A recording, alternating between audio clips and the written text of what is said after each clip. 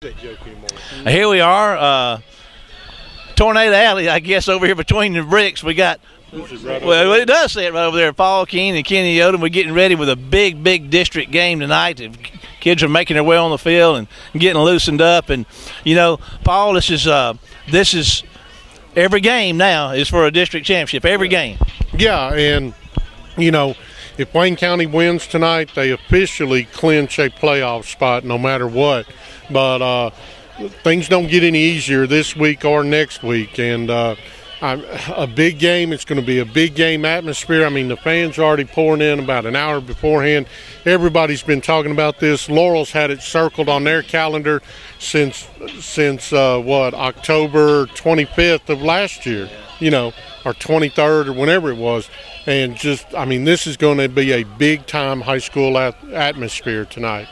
Kenny, it's interesting. We go to Pearl River Central last week, and we're looking at an offense that's probably going to keep the ball away from us and try to sustain drives, you know, and do their thing, play and keep away with us. I'm not saying we're going to play keep away, but this is somewhat a little role reversal here this week, might it be? Yeah, it's sort of like going to be the difference between the 1st Neanderthal Army and the United States Marine Corps in 2014. I mean, it's sticks versus technological hardware. I mean, it's going to be, and we might see a lot of different stuff from Breland tonight. I mean, they're going to try to stick with their bread and butter, but don't be surprised if you see the Notre Dame box. If you see a reverse pistol formation, I mean, there's anything you can imagine. Todd Breland will roll out here tonight. It is a big game, and it's a huge challenge for us physically, at least from the standpoint of our DBs and covering their outside guys, because they're all over 6'2", and, you know, we cut off, you know, applications for defensive back cut off at 5'4". I mean, we've got a mark in the field house, and you stand up, and if you're past that mark, you can't be a DB at Wayne County. Paul, anything, you know, Kenny's talking about bringing all the stops out here tonight. You know, what do you see as the keys to victory here for Wayne County tonight? Well, like Kenny said, the offense has got to take advantage of their opportunities. The defense has got to play lights out like they have all year. One thing, I talked to Todd Breland before the game, you know, while we were all out in the parking lot, and he pointed out that out of the 11 defensive starters that he opened the season with, 6 of them are out, including 2 that he lost on one play against Pearl River Central, 2 torn MCLs. So Wayne County needs to take advantage. I mean, I hate to be that way, but they need to take advantage of them being shorthanded. Now, one of the defensive tackles who tore his MCL, they braced him up. He will be playing, but he's probably not going to be very mobile. But I noticed the cannon over here back behind this goalpost. Basically, Wayne County's got to keep that cannon silent, because if it's silent, that means Laurel ain't scoring, and so that's what it's going to take to beat them tonight. One thing, this didn't happen to last year at Wayne County, but Laurel proved against Picayune last year, and they proved it this year on a couple of occasions. They have tremendous comeback capacity. Oh, absolutely. I mean, this is one of those deals where you shoot it 6 times, you reload, you shoot it 6 more, and you set fire to it to make sure it's dead. Like because you stir the ashes because you can't count them out, and you know, they're athletic. And you cannot give these guys opening. So, you know, it's going to be important for us tonight. If we get them down on the ground, we got to pin them and hold them there, because they can get up and hurt you in a hurry. And Paul's right. I mean, if we'll come out and do what we need to offensively and then just turn our defense loose, then you know, we ought to be okay. Well, that's going to wrap up our time for our pregame show tonight. We're going to take a break to hear from some of our sponsors, and we'll be back with the district matchup of the week between the Laurel High School Tornadoes and your Wayne County High School War Eagles. We'll see you after this break.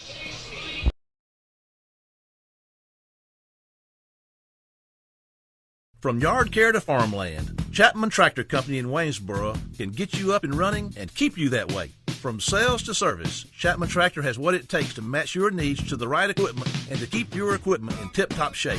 Our sales staff is in the know with a wide selection of equipment and implements to meet your needs. Service, we provide it with a trained professional staff at your disposal. And don't forget our parts department, where we have a comprehensive inventory and the folks on location to help you find the part you need when you need it. Chapman Tractor Company, Waynesboro, Mississippi. Here we are with our head coach and the other head coach coming over here getting the last-minute shot before the game starts. We got Coach Todd May. Coach, from here between the bricks, big district game. Laurel is a mighty good football team. This should be a great matchup tonight. Oh, it is. It's going to be. It's a matchup of two really, really talented teams. Laurel is just have an abundance of talent on offense, great quarterback, receivers, just really great skill guys, offensive linemen that do their job.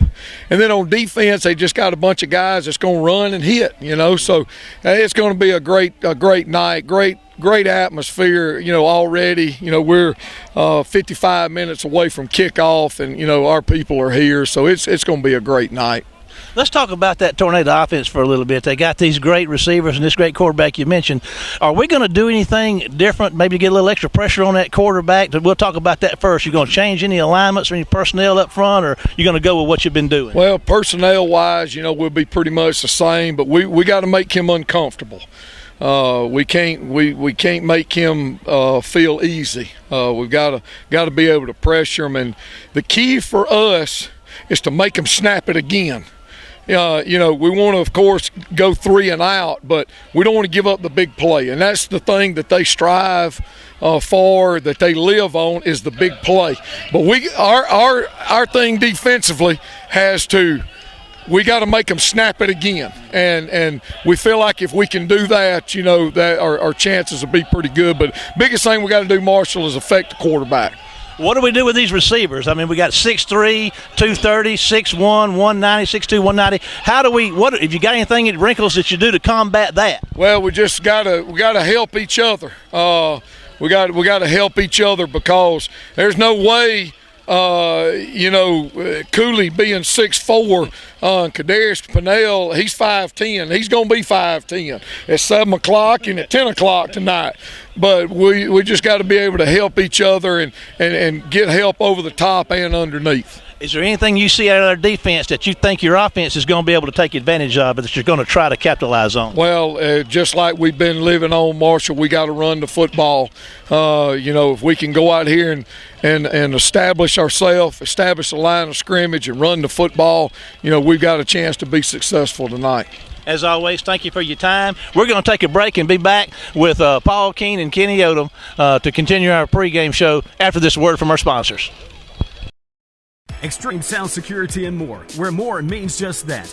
We install video security systems for your home or business. Plus, we're equipped to assist you with all your personal security needs. We repair cell phones and computers. Plus, buy gold and ship UPS packages and accept drop-offs. Extreme Sound Security and More sells K2 and Ortho coolers. When we say more, we mean it. At Extreme Sound Security and More, 711 Station Street in Waynesboro.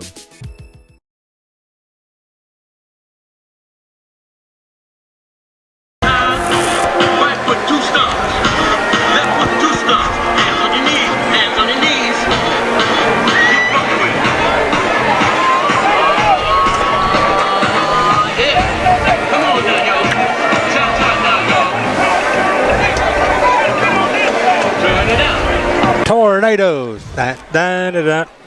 Tornadoes, da, da, da, da. Tornadoes, we gonna beat the out of you. Maroon, white, fight, fight, fight. Mississippi State, whoa, that's right. Shopping at Fred's is the smart thing to do. Sign up for your Fred's Smart Card online and start earning Smart Bucks every time you buy Fred's brand items. With Fred's Smart Card, the more you buy, the more you earn. Keep up with your Smart Bucks online and redeem them at checkout while shopping at Fred's, the smart thing to do. Fred's on Spring Street in Waynesboro. Got the firing pin out of that dang Can't hear you.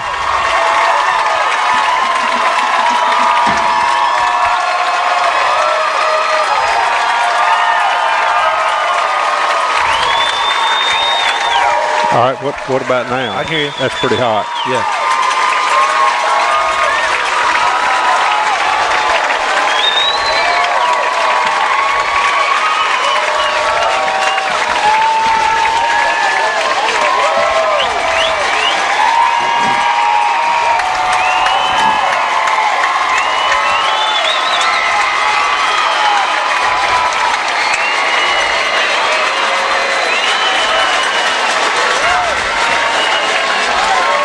Welcome, everyone, as we are live between the bricks on the campus of Laurel High School, where tonight your War Eagles have traveled to take on the Tornadoes in the district matchup of the week. This is Marshall Wood along with Kenny Odom, getting set to bring you all of tonight's action live on WABO Radio. Don't forget that you can track along with tonight's action on Facebook at War Eagle Football. Kenny, the War Eagles have moved to 4-0 in the district last week with a huge win at PRC. It was an outstanding team performance, but that was then and this is now. What do you think is in store for us tonight with this long-standing battle with our neighbors from Laurel? Well, it's going to be like driving across an old cow pasture with all those water breaks cut in it. I mean, we're going to be hopping and jumping and popping and carrying on, and there's no telling what all we're going to see tonight in this football game. Well, I tell you what we're going to hear. We're going to hear a big Wayne County contingent for sure. We're between the bricks of marvelous old stadium that was built in 1922. They've been playing football here since 1907, and our captains are out there: Pennell 23, Hodo 13, Jamal Poe 32, and Jaquan White number 50 for Wayne County out there. So getting ready to see who's gonna get the right to choose whether they want the ball or not. A lot of firepower, Kenny. We've talked about it time and time again, but Wayne County has only given up 12 points. We mentioned this in the pregame show in the first half all year. They'll be under a lot of pressure to keep that record intact tonight. Well, and it's going to be a tough job, too, against this Laurel offense. They're just so talented and so explosive. And if you don't get pressure on that quarterback, if Howard gets a chance to set his feet, you're going to be in trouble because he's got several big guys he can throw to. Laurel comes in here. I got some stats. They're getting 418 yards of offense per game, 278 yards through the air, 140 yards on the ground.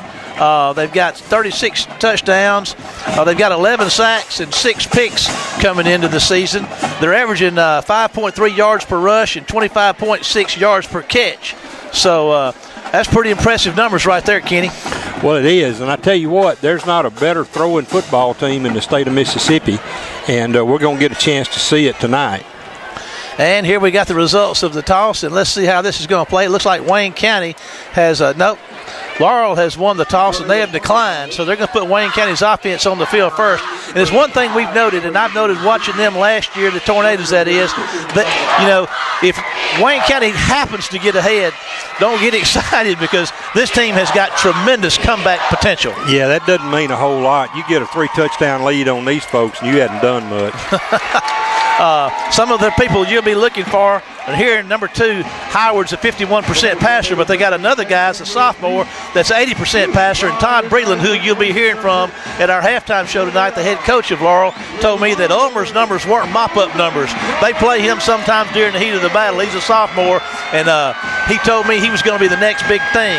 Howard, the quarterback, number 2, 40 carries for a 3.1-yard average. Number 25, Robinson, is running the ball, 36 carries for a 5.7-yard average.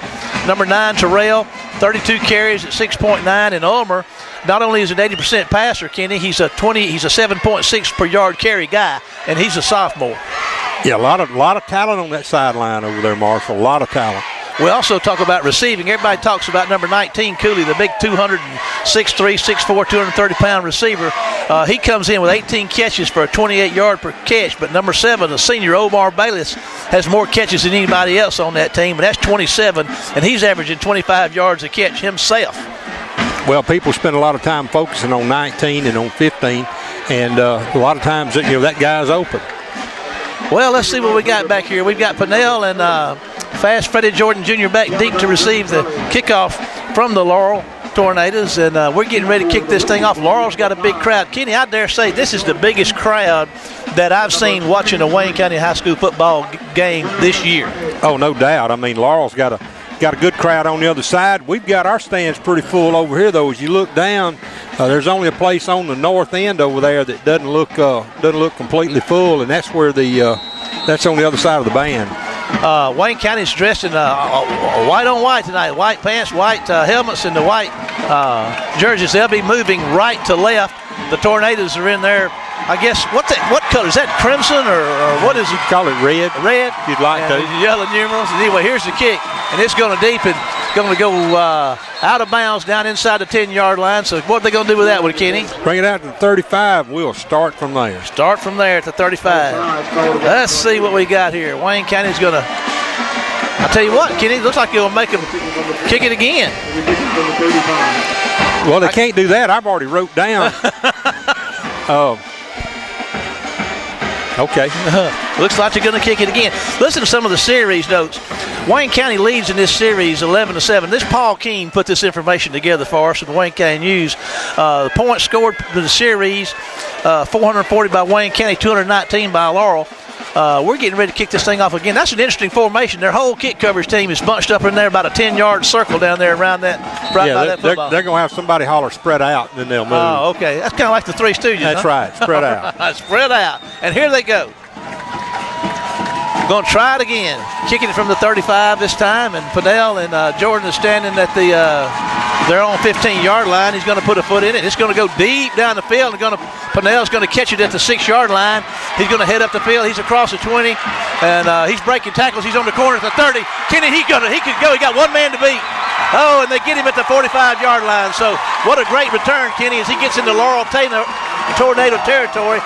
Wayne County will be in business 1st and 10 at the Tornado 45. Well, that's like I said. They needed to kick it over and not paying attention to what I wrote down. Looks like they're going to show him out, Marshall, around the 47, 48-yard line. Okay. And Hodo's going to be your quarterback. 43-yard line. That'll work. Ramik Wallace is spread wide, and we got trips out here left, and we got Stewart and Harris and Philon. Freddie's in the backfield with Hodo. We'll get you the offensive line up first. This is an interesting formation to start the game. 4-man front for the Tornadoes.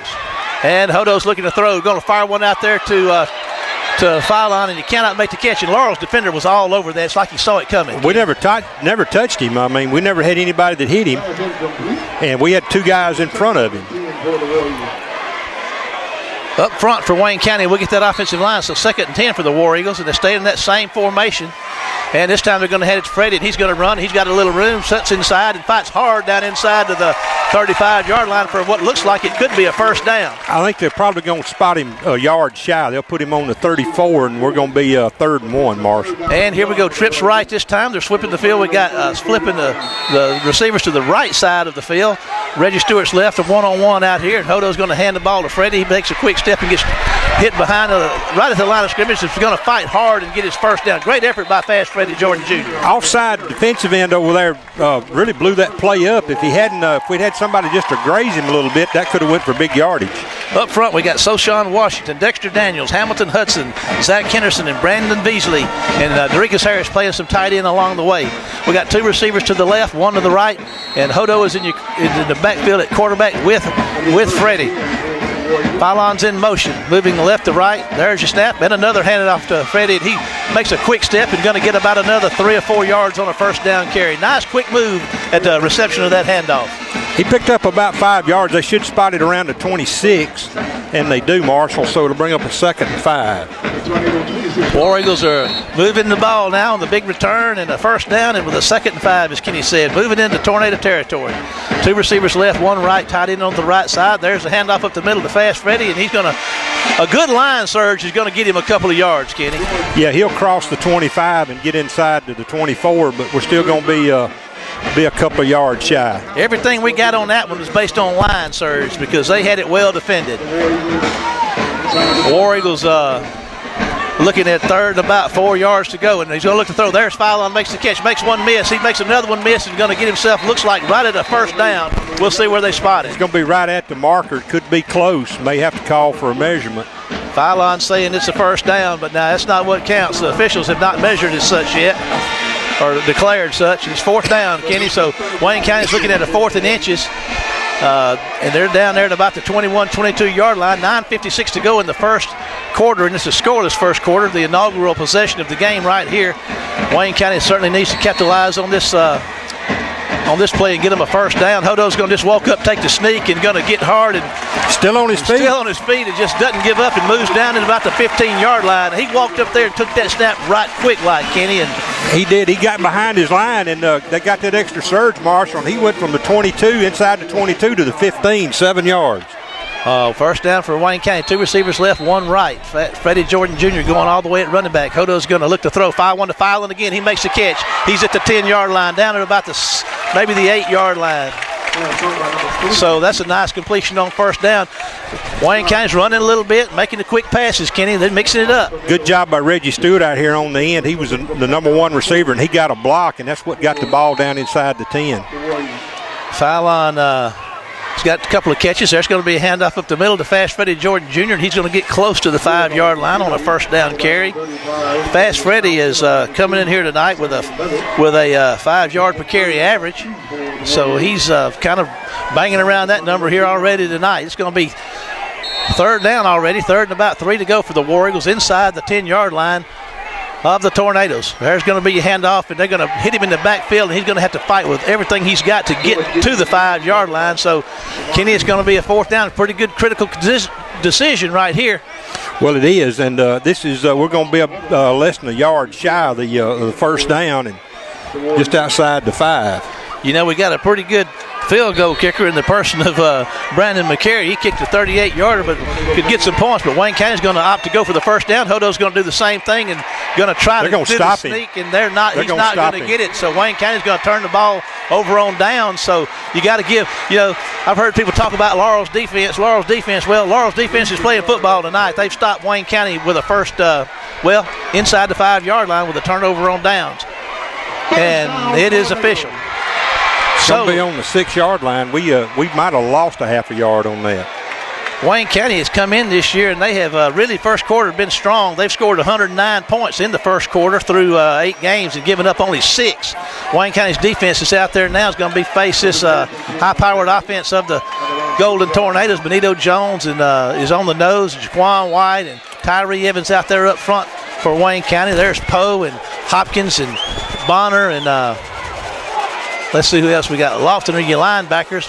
Hogan and McCann and Pinnell and Paisley Smith are your defensive backs. And Howard's looking to throw. He's going to fire one out there. He's going to short hop one out there to, I can't see the number 28 for the Tornadoes. And that is Javon Arrington. So they got, I don't even see the big receiver. Cooley out there right now. I don't think they've got him in the game. Bayless is split out wide to the right. He's their leading receiver. They got 2 receivers both ways, single back set. There's going to be a handoff up the middle, and Tyler Hopkins is going to make contact with him and be joined by a number of other War Eagle defenders. And he's not going to quite get to the 10-yard line. We'll say the 9. Going to bring up third and about 7 yards to go from inside their own 10. Looks like they got a little issue there. Looks like their face mask got hung up together. Yeah. Well, that's never good. Yeah. Can we all just get along? Yeah, they were trying to get up. Everybody's hollering, get up, get up. Nobody could get up because their headgears got stuck together. The face mask did. We're at 7:54 in the first quarter. A scoreless first quarter. Wayne County's had one possession, got the return into the Tornado territory. Go ahead, Kenny. Bonner gets his headgear back. And both of these guys have to check out of the – well, they're taking Bonner out. And DeAndre Gandy's checking in. Both of those guys have to check out of the game for this play. 3rd and 7. We're at 7:54. I said it's a scoreless first quarter. So DeAndre Gandy, the big junior linebacker, 250-pounder, checks in for Denzel Bonner. Trips left for the Tornadoes, and we're still to see Mr. Cooley, the big receiver everybody talks about. 3-man front for the War Eagles. Howard's looking around. He's taking a snap, looking to throw, fires one out left, and they make the catch out there at the 10, and Wayne County's going to get after him and tackle him down there inside the 15, so he's going to be short of the first down, so that's going to be a 3-and-out for the Golden Tornadoes, Kenny. Yeah, that's a big 3-and-out because that enables us to get the football back here and have good field position. We really should. We're looking back here. Hands salute to the War Eagle defenders as they come off, and Reggie Stewart standing back here at his own 48-yard line waiting to receive this punt from the Tornadoes. Have they had some snapping issues during the course of the year, or they've been pretty clean? There's a clean snap right there, the punt. It's a nice punt. It's going to spiral. Stewart's going to catch it and let it bounce and break a tackle or two, and they're going to really work on him out there at about the 50-yard line. He looked like he let it hit the ground, but it came right to him, and he couldn't get out of the way, so he had no choice but to take it and try to do something with it. Yeah, good job. I mean, he just got what he could out of it. We get the ball back at midfield. Wayne County comes into the night averaging 6.1 yards a rush. They're 271 yards a game rushing and 107 yards a game passing for 378 yards per game on the season. Fast Freddy's a 5-yard per average carrier, and he's still out there in the contest. Wallace and Philon and Stewart are your receivers. Harris is your tight end. So here we go at the 50-yard line. Wayne County with their second possession. Hodo's looking to throw. He pumps and going to try to go deep down here to Philon, and they didn't take the fake. He pump faked the short pass to Stewart, and Philon went downfield, and the Laurel defender stayed with him all the way. Well, just a good job of coverage by Laurel. They didn't bite on it, and we had double coverage down there, so it's a good thing that ball sailed out of bounds. Yes, it is. I mean, they were all over. That was just well-played defense right there. What we hear on Laurel, they got great skill, folks, and I guess you can apply that to their defensive backs as well, because they were Johnny on the spot right there. Here we go now with a little wing-back position. Going to hand the ball off to Freddie. He's going to try to get on the corner. He's at the 50. He's at the 45 and gets slammed out of bounds at the Tornado 45-yard line. Going to bring up third down. It'll be 3rd and 5, and boy, he did a good job. Took a lick to the head that time. Number 25 is back in there tonight. That's Darnell Cameron. Darnell is a 12-yard per carry guy, and this is the first action. He didn't play last week. He had a few carries the week before against Wingfield. He's out there tonight for his first action of the evening on a 3rd and 5. Trips right for Hodo and company. And Hodo's looking to throw. He's going to have to run, and they're going to sack him for about a 1-yard loss at about the 47-yard line. So Wayne County's had 2 possessions. Their first one, they turned it over on downs inside the 5, and this one, they're 3 and out. Well, we didn't have anybody over there to pick up that guy that rushed off the edge. One of the linebackers came, and we didn't have anybody to block him. Hodo didn't see him in time, and unfortunately, by the time he did, there was nowhere to go. We had people Hodo's out there to punt. He hasn't done a lot of punting this year, but James is on for the snap. They've been pretty good in that department. There's a good, clean snap. Hodo's got time. He puts a foot in it, gets a nice kick. It's going to go out of bounds probably somewhere down around the 20. We'll see where they spot it. I think he got a pretty good spot on that. It's inside the 20. About the 18, yeah. And this quarter's going fast. We're at 5:56. No score. Wayne County's had 2 possessions. Laurel's fixing to start with their second possession. People talking about Laurel's defense, and I tell you what, it's not what we're seeing is not what we've heard. Well, Laurel's doing a good job with their front. That's the thing that's been impressive so far is their front 4. They're running a 4-3, doing a really good job up front with those front 4 guys, and they're blitzing. We got Jones. Benito Jones moved out to the defensive end on the right side of the defense. Pugh is out there on the left defense, and I believe we got number 99 in the middle down there, Tyree Evans. So they've changed up that front a little bit. Benito's going to come off the corner, and they're going to block him well, and the pass is going to go deep, be caught at the 25-yard line, and it looks like they're going to be close to the first down, and I believe that's going to be a first down at the 30. So it's going to be awfully close. Cooley's in the game. Number 19, the 6'3", 6'4", 200 a lot receiver out there. They don't have him. They got him to the right side with 2 other guys. Single receiver to the left and a running back there with Howard. 1st and 10 for the Tornadoes just across their own 30. That left tackle did a good job with Jones that time. Jones is digging in, trying to get him a good foothold so he can come off that edge and try to get some pressure on that Laurel quarterback. There's a snap, and they're going to hand it off back there, and Pugh's going to miss him in the backfield, but Trayvon Lofton's going to catch him 5, 6, maybe 7 yards downfield, and I don't know. That was some powerful running right there. Well, it sure was. He did a good job. He cut off his block and turned upfield a little quicker than some of our guys expected and found a lot of room, and, man, he got a whale of a spot. Chandler Pugh had a shot at him in the backfield but couldn't wrap him up, and he broke and turned a potential 4-yard loss into right at a 9+ yard gain. So 5:01 to go in the first, and the Tornadoes are marching with a 2nd and inches here. And let's see. They spotted the ball wrong. I mean, he crossed the 35. He should be around the 36 or 37-yard line. I got you. You said there was a problem with that spot, and Johnny on the spot you are, Kenny. Kenny on the spot. I mean, we don't need to give him any more help than we can help. 2 receivers both ways for Howard. Pugh, Evans, and Jones up front for Wayne County. You got your 4 linebackers back there. Poe, Hopkins, Bonner and Lofton. And Laurel's going to, looks like, tell us about that, Kenny. Got a Laurel procedure. One of their guys flinched up front. So that'll back them up 5 yards. Well, one thing Wayne County hasn't done tonight is jump off sides as of yet. 4:42 to go in the first quarter, a scoreless first quarter. Wayne County's had 2 possessions they could not muster any points out of. They did, though, even though they got inside the 10. Laurel's with their second possession, looking at a 2nd and 8 yards now with 4:33 to go in the first quarter. Looking to throw is Howard. He fires one out the corner. The big man makes the catch, and Pinnell's going to be out there and get a hold of him and going to stop his forward progress. Great play right there. What do? You just grab him and hold on. That's it. Get it. Howell don't holler for help. And he did. That guy's 6'3", 6'4". There's a flag on the play, too. And it looks like it's against Wayne County. Face mask against the Warriors. What's that called, Kenny? Face mask. That'll be a first down. So Wayne County's finding himself in a dogfight over here tonight with these Tornadoes. First down, Tornadoes. So on the penalty, the Tornadoes get a first down. They're across their own 40-yard line. We'll say at the 41-yard line with a 1st and 10 and 4:18 to go in a scoreless first quarter. Again, both teams have had, 2 possessions now. The Tornadoes are working on their second possession, and the Keon Howard's going to run it up the middle, and he's going to find some pretty tough sledding and may get a yard or 2 on that carry. Pretty good defense there, Kenny. Not a whole lot of daylight. We aren't very aggressive, but I don't mean that in a negative sense, but a lot of what our guys are doing is hanging around that line of scrimmage and trying to make sure they keep Howard contained, keep him from getting outside, and we're just not getting the same kind of pass rush that we've been getting. Quindarius Bivens, 98, was in there. He's checked out. Now we're back to the 3-man front. White, Jones, and Evans up front, the 3-man front. Jones is over the nose. The Laurel stayed in this pretty basic formation. They run in 2 receivers both ways in a single back set with the quarterback, and Howard's looking to throw.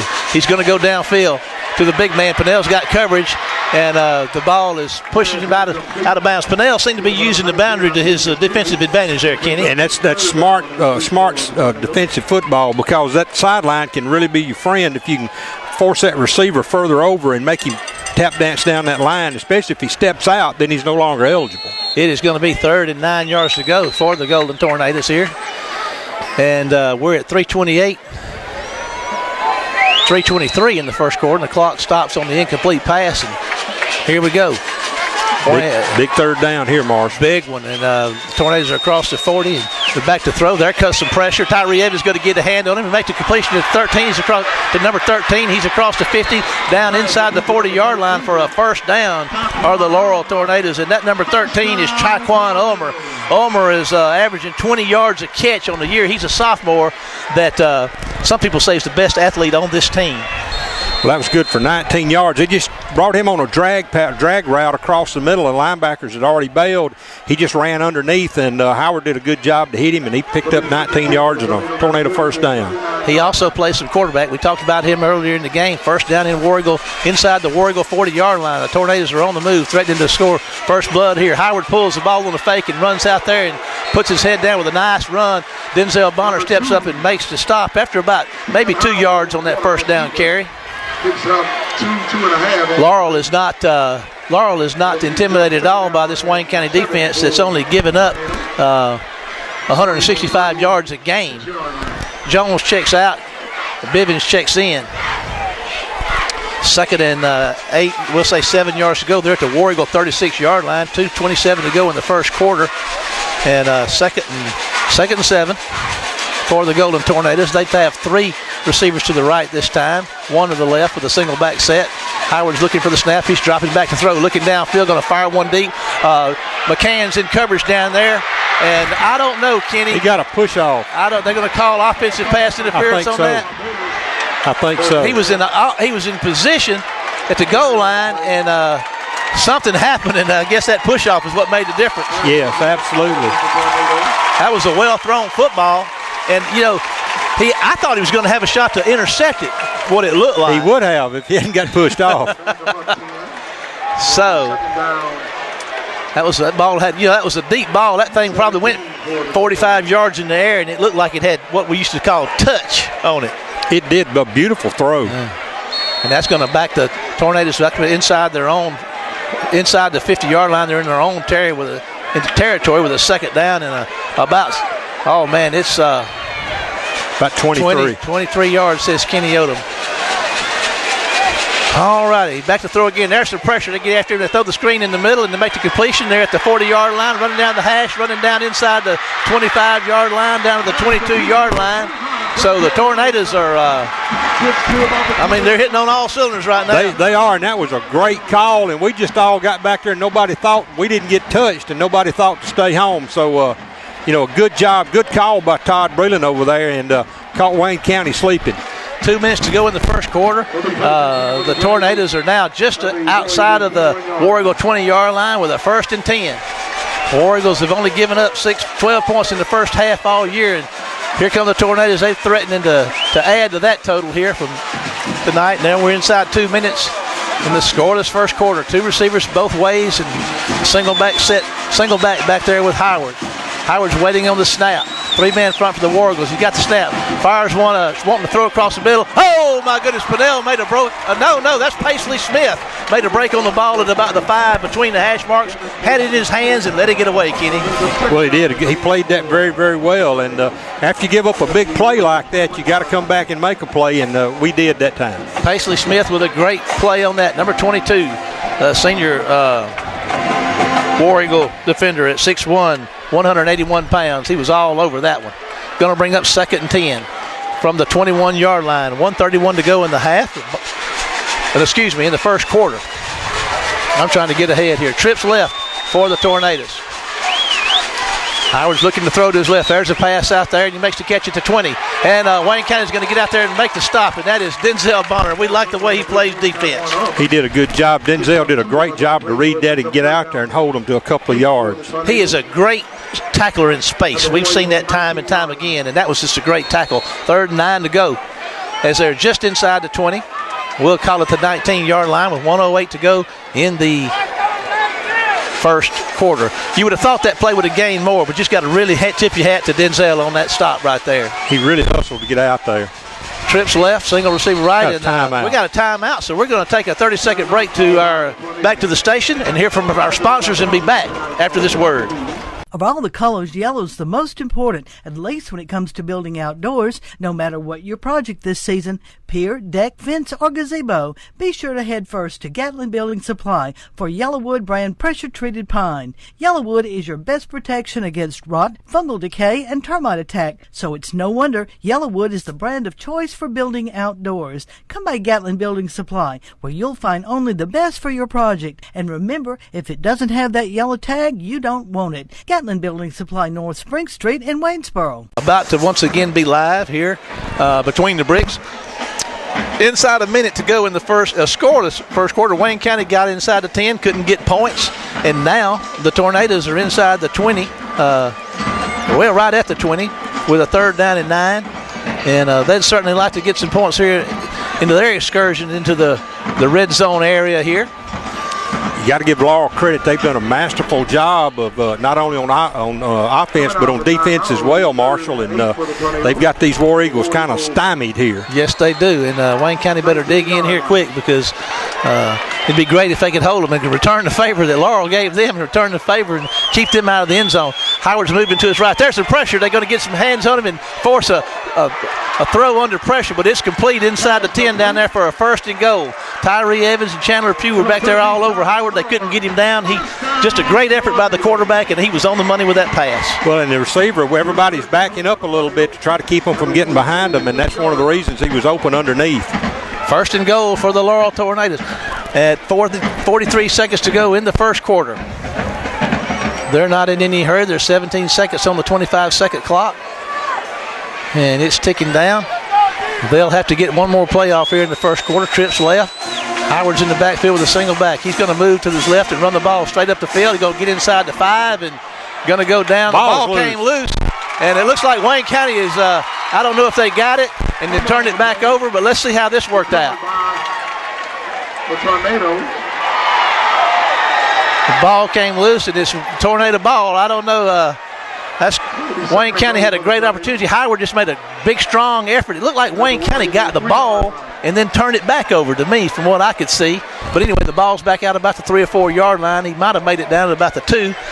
But that's going to bring a very exciting first quarter, scoreless first quarter, to a close. We're going to take a 60-second break back to the station and be back for second quarter action after this word from our sponsors.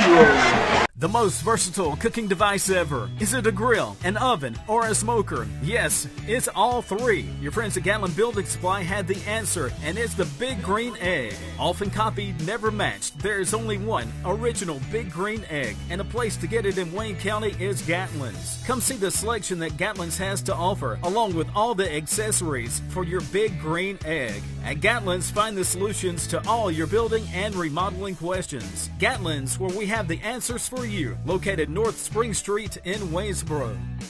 Over here in Laurel, and the Wayne County has got their backs against the wall, defensively speaking, as the Golden Tornadoes have a second goal from somewhere down there around the 3-yard line. Scoreless first quarter. Wayne County got down to this very position in the first quarter and couldn't come away with points, and they'd like nothing better than to return the favor. Got a new quarterback, and that's number 13. That's Ulmer.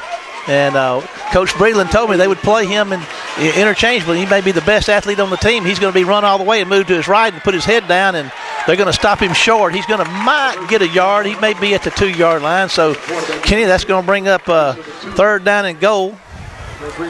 Well, Wayne County was well prepared for that, Marshall, and it looks like that we got that stop, but it looks like they also picked up a yard too. So Ulmer's going to stay there as your quarterback for the Tornadoes on this third and goal, and he's going to hand it off this time and going to put his head down, and Wayne County's not going to let him go. So they're going to force a fourth and goal down here, and pretty much the same situation that Wayne County was in earlier. Laurel stopped him, but it looks like Laurel may be going to try for a field goal here. Wayne County opted to go for it and couldn't make it happen. And looks like the Tornadoes are going to go down here and try to get them 3 points on the board. 11:06 to go in the second quarter. And we do have that.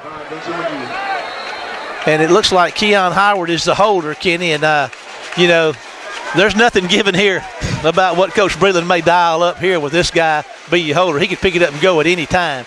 Wayne County better have their P's and Q's, and they jump off sides. That's going to cost them half the distance to the goal right there, and that's going to change what they do. I would imagine. I believe it is. They're sending now they're going to be looking at a fourth and goal from the 1. And you're right, Kenny. That's going to change their perception of things. It looks like they may try to. They're inside the 1. Looks like they may try to lay their ears back and go at that War Eagle defense, and they believe they can get 6 inches around there. So they got a timeout to talk it over. We're going to take a 30-second break back to WABO, and we'll be back after this word from our sponsor. Fish camps are a grand southern tradition where you can always count on great food and friendly service. In Wayne County, when it comes to food, there is none more rich in tradition than Pop's Fish, Seafood, and Steakhouse. Our fish is fresh and fine. Our seafood, you can hear the gulls and smell the ocean while enjoying shrimp, oysters, and the like. Our steaks, don't take our word for it. Come and taste for yourself. Come on down by the Chickasawhay River, 184 east out of Waynesboro, where you can taste and experience the tradition that is Pop's Fish, Seafood, and Steakhouse. Fourth, and Kenny, that nose of that ball, I mean, it.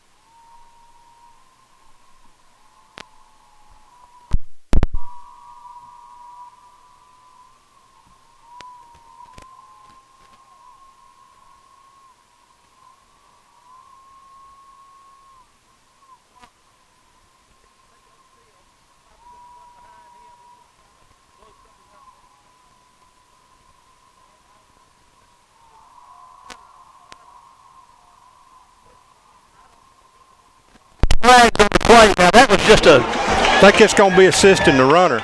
They blew it up in the middle, Kenny. They really did. We said that's what they needed to do. No, it's false starts. That's going to back them up. Thank the Lord. Well, and that's going to back him up to the 5-yard line, and that's going to bring the field goal unit back on. So they've been camped out down there around the 5-yard line for a couple of minutes here. We're inside, fixing to be inside 10 minutes, and in the second quarter, and there by the half. And they're going to try the field goal from out here about the 13. This will be a 23-yard field goal attempt. And again, Howard is your holder. And here we go with the snap. There's the snap. It's down, it's up, and it's, they almost blocked it, Kenny, but they didn't, and it's good. So with 9:51 to go in the half, Laurel gets on the board with 3 points, and the cannon goes off. We'll take a 30-second break back to the station and be back after the.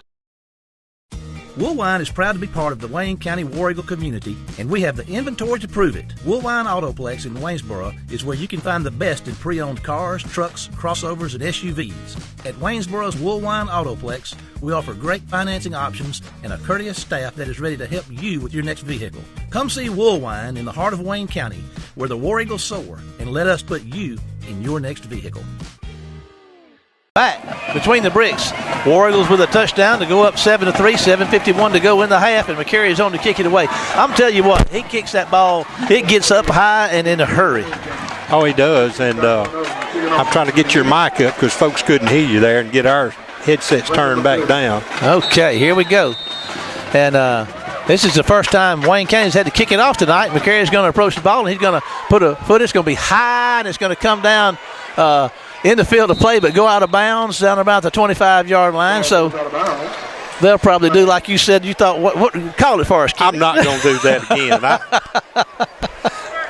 Man, I'm not being hard on you. Mr. Spock would be disappointed because logic has no effect here. But Laurel will do.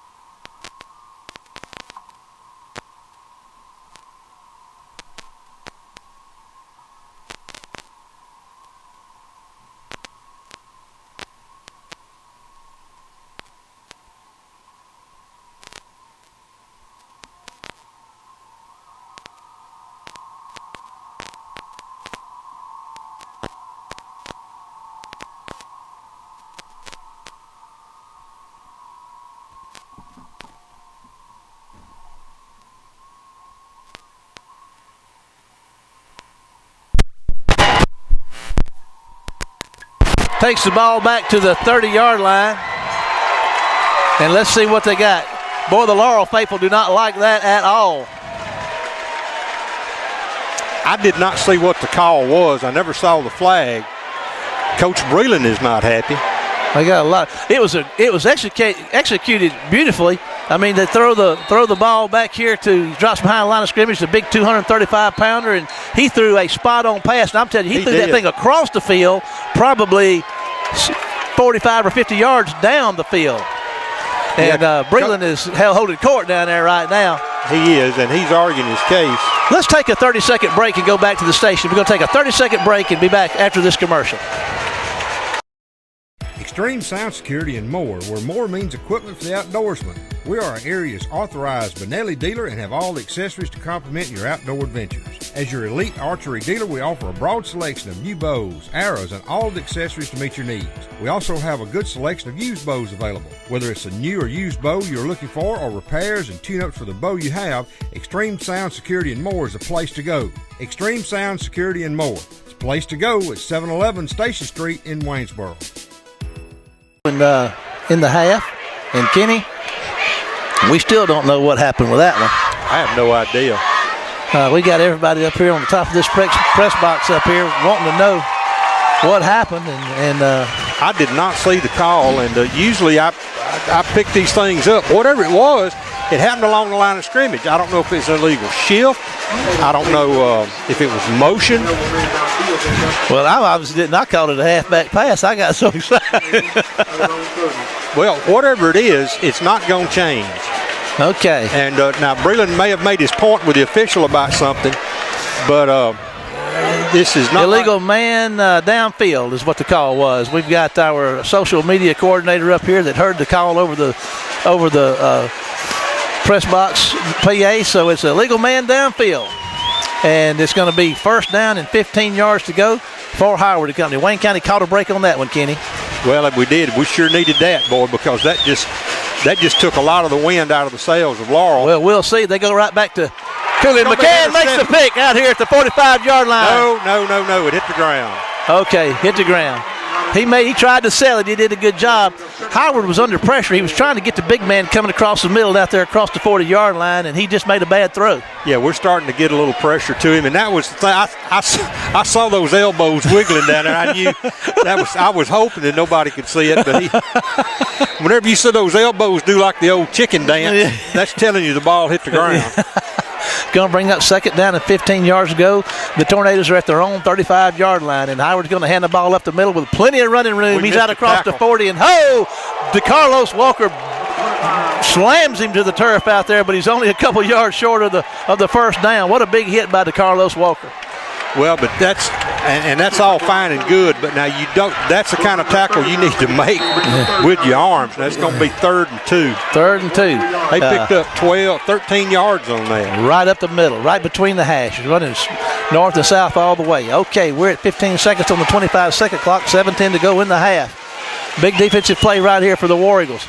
Looking to throw, going to fire one out there. It's going to be high and out of bounds, and Pinnell's going to chop Cooley down, and there's a flag up front. That's thrown at one of the linemen. That's going to be a holding call, either a holding or a low block. I'll tell you what, Kadarius Pinnell is getting after that big. He's chopping him down like a lumberjack. 75's got some issues of some sort. He's We got a lot of things going on. We're going to take another 30-second break and go back to the station for another commercial and be back after this word from our sponsor.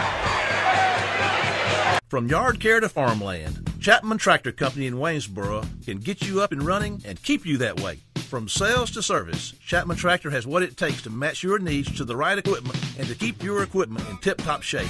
Our sales staff is in the know with a wide selection of equipment and implements to meet your needs. Service, we provide it with a trained professional staff at your disposal. And don't forget our parts department, where we have a comprehensive inventory and the folks on location to help you find the part you need when you need it. Chapman Tractor Company, Waynesboro, Mississippi. On power, and that's encouraging, but now he had it was obvious he was shaking up pretty good, so we'll see. He was. That kid's big enough. If they needed to move him, they needed a forklift to get him up. He's a pretty good sized youngster. Wayne County, the Tornadoes are looking at about a 3rd and 20. The ball now is back inside their own 30. They're down around the 27 or 28, and they've got Howard and company out there, 2 receivers both ways. It's 7:01 to go in the half. Wayne County up 7-3. Wayne County's dodged a couple of bullets. Of course, Laurel's dodged one too. So pretty hard fought contest right here. Benito Jones out on defensive end spot, try to rush off the edge. Bivens is over the nose.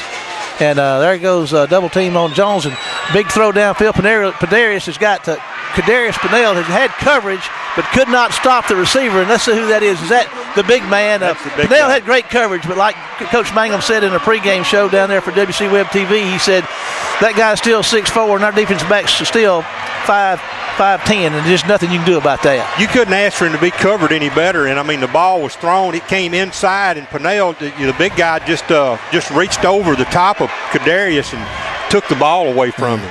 And just great position. I tell you what, that offensive line is doing a good job giving Howard plenty of time. And I'm going to tell you something else in just a minute. We're looking at first and 10 down there, and the ball is right about the 10-yard line.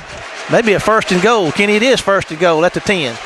And there's going to be a handoff up the middle, and going to make maybe 2 yards, 3 yards. Coach Breland told me, and we'll be hearing this at the halftime, but, he may not mention this at halftime. We've got him as our halftime guest. It was pre-recorded, but he told me in talking with him that Howard had only been sacked one time coming into this contest this year. And I tell you what, Laurel's offensive line, you can give them credit for that. We come in with go ahead, Kenny. We come in with 22 sacks, but Laurel's only given up one, and we hadn't been able to get him tonight, and Howard's going to keep it, and he's going to get himself right down to about the 1 yard line on the run up the middle. Fine running by the junior signal caller from Laurel. Yeah, a good job of blocking by the Laurel front. We got an injured War Eagle down there. It looks like Jabal Poe may be a little slow getting up, so we're going to take a break and go back to the station for a 30-second break, maybe more. We'll call it as it goes. Let's go back to the station for 30 seconds. Extreme Sound Security and more, where more means just that. We install video security systems for your home or business. Plus, we're equipped to assist you with all your personal security needs. We repair cell phones and computers. Plus, buy gold and ship UPS packages and accept drop-offs. Extreme Sound Security and more sells K2 and Ortho coolers. When we say more, we mean it. At Extreme Sound Security and more, 711 Station Street in Waynesboro.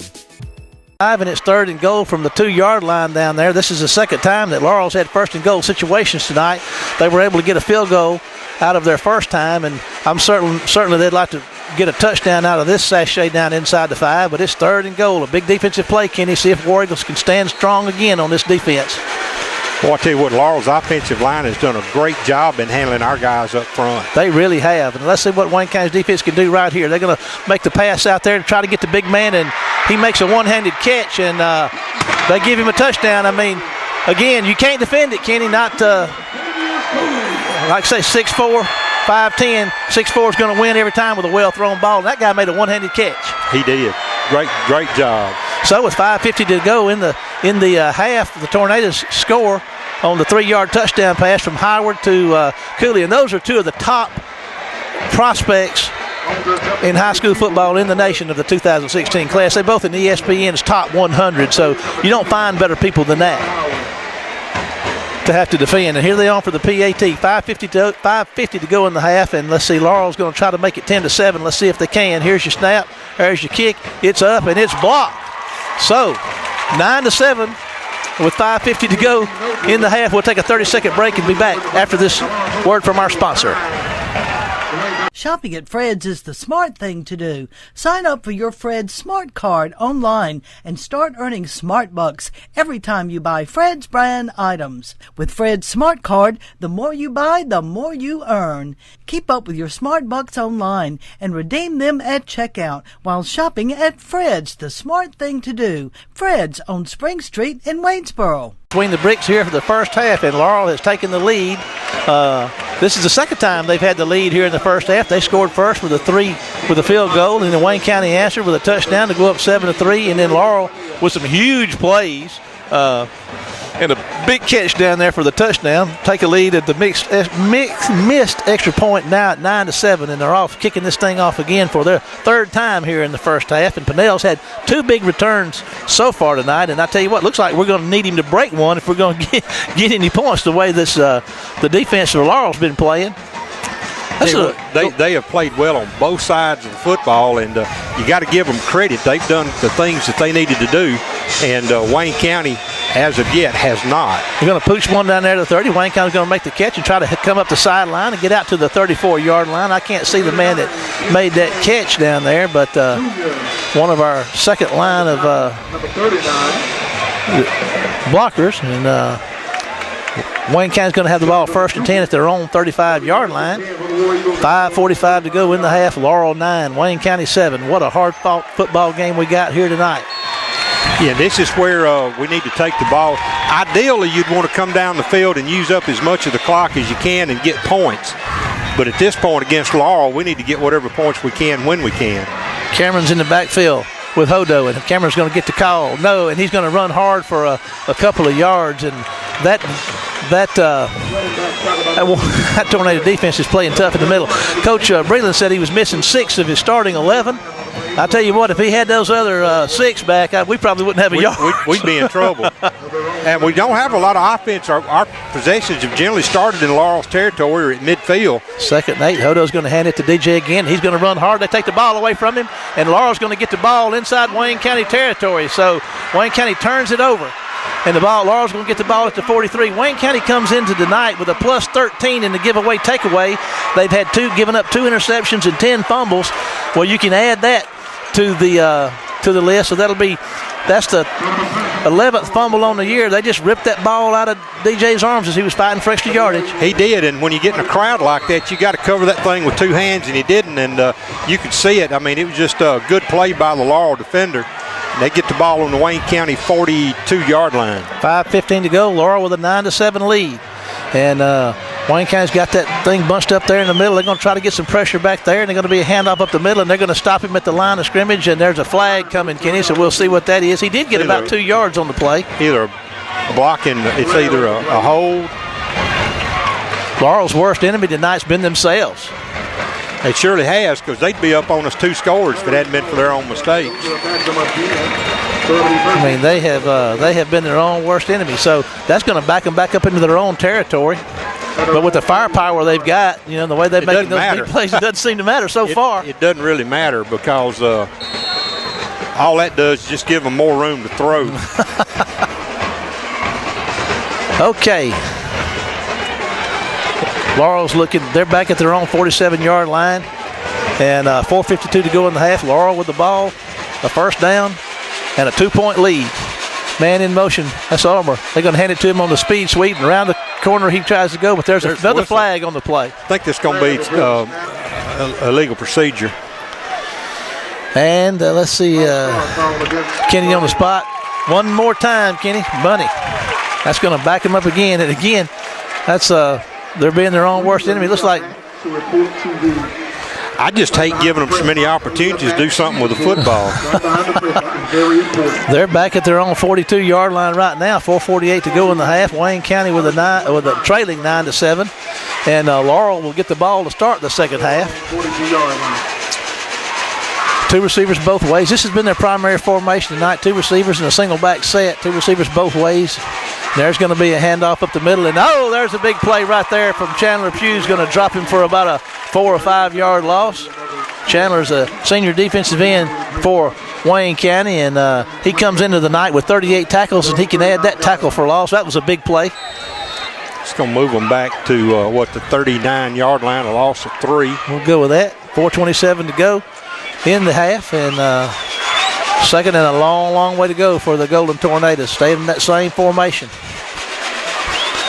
Cooley, the big man, spread out to the left. Omar Bayless is to the right. Howard's looking downfield. He's going to be flushed out of the pocket, and they're going to get hands on him. He's going to make a bad throw, and the ball was on the money, but Pinnell found a way to get in there, and he let that one get away from him. He'd like to have that one back.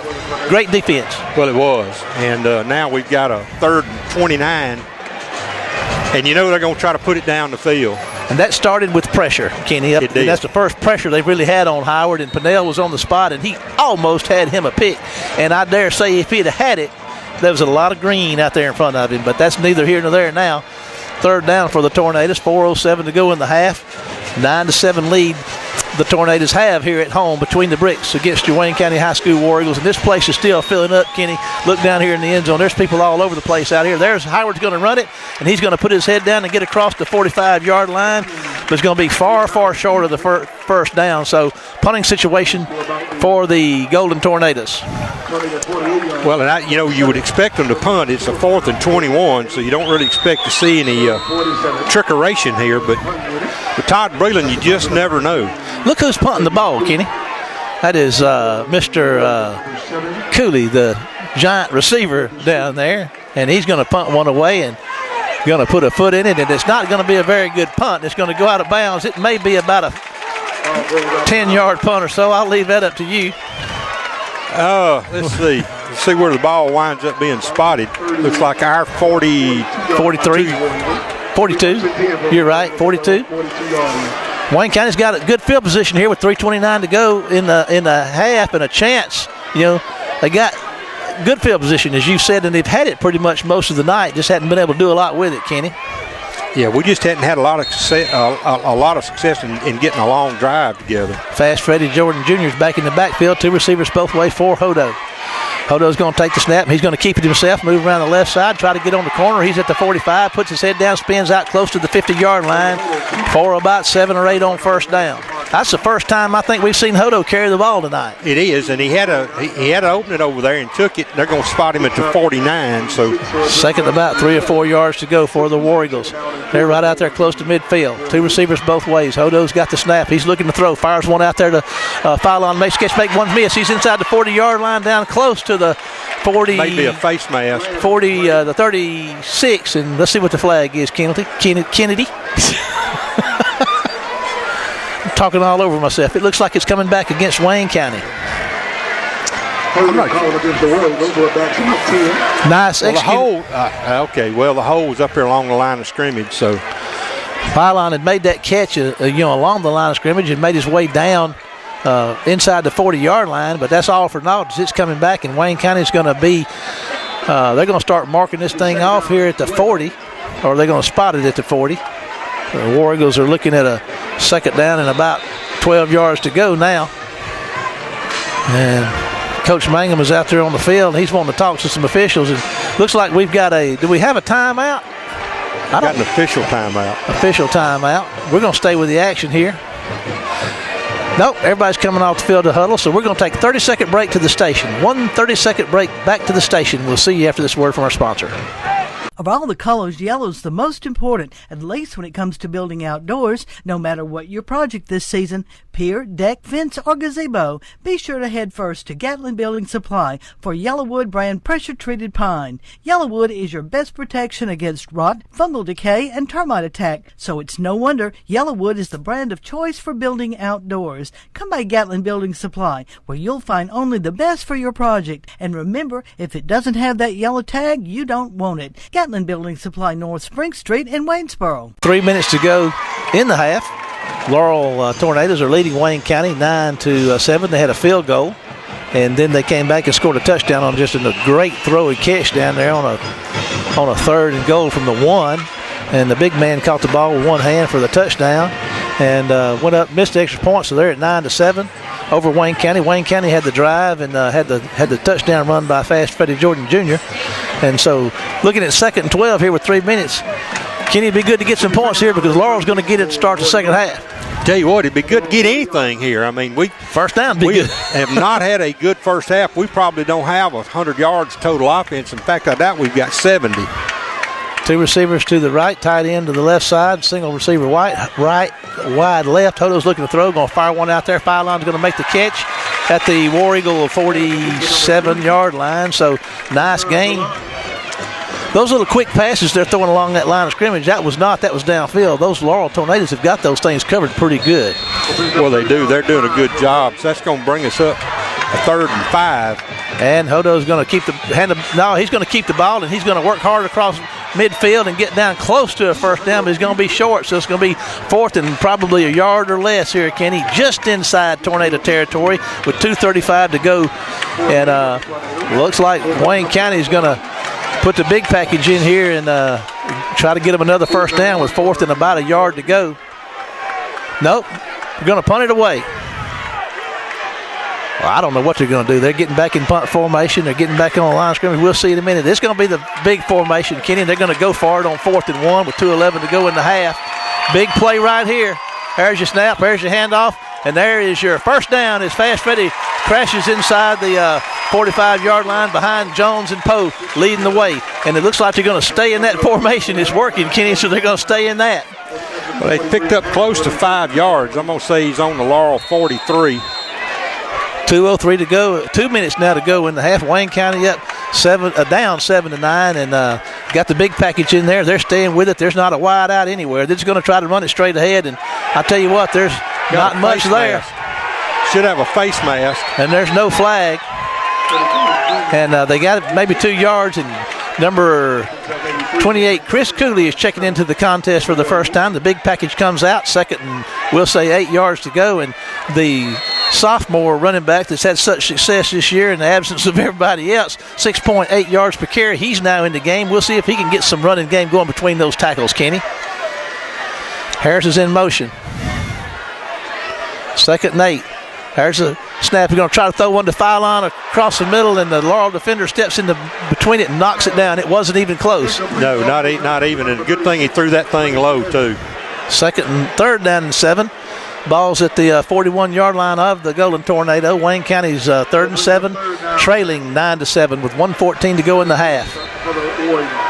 Well, I'll tell you what, we've been, since the Oak Grove game, we've been able to do pretty well offensively, but tonight, boy, we're looking a lot like we did that first Friday night. Yes, we are. We have reverted it, so it seems, but you got to give credit to that Tornado defense, banged up, but playing with a lot of pride and passion out there tonight. And Hodo's looking to throw. He's going to fire one down here to Phylon. No, that's, I believe Reggie Stewart's going to make the catch for a first down. Nice catch by Reggie. Good throw. Reggie did a good job, and the only place that ball could go was in that one spot. Hodo did a good job to put it there.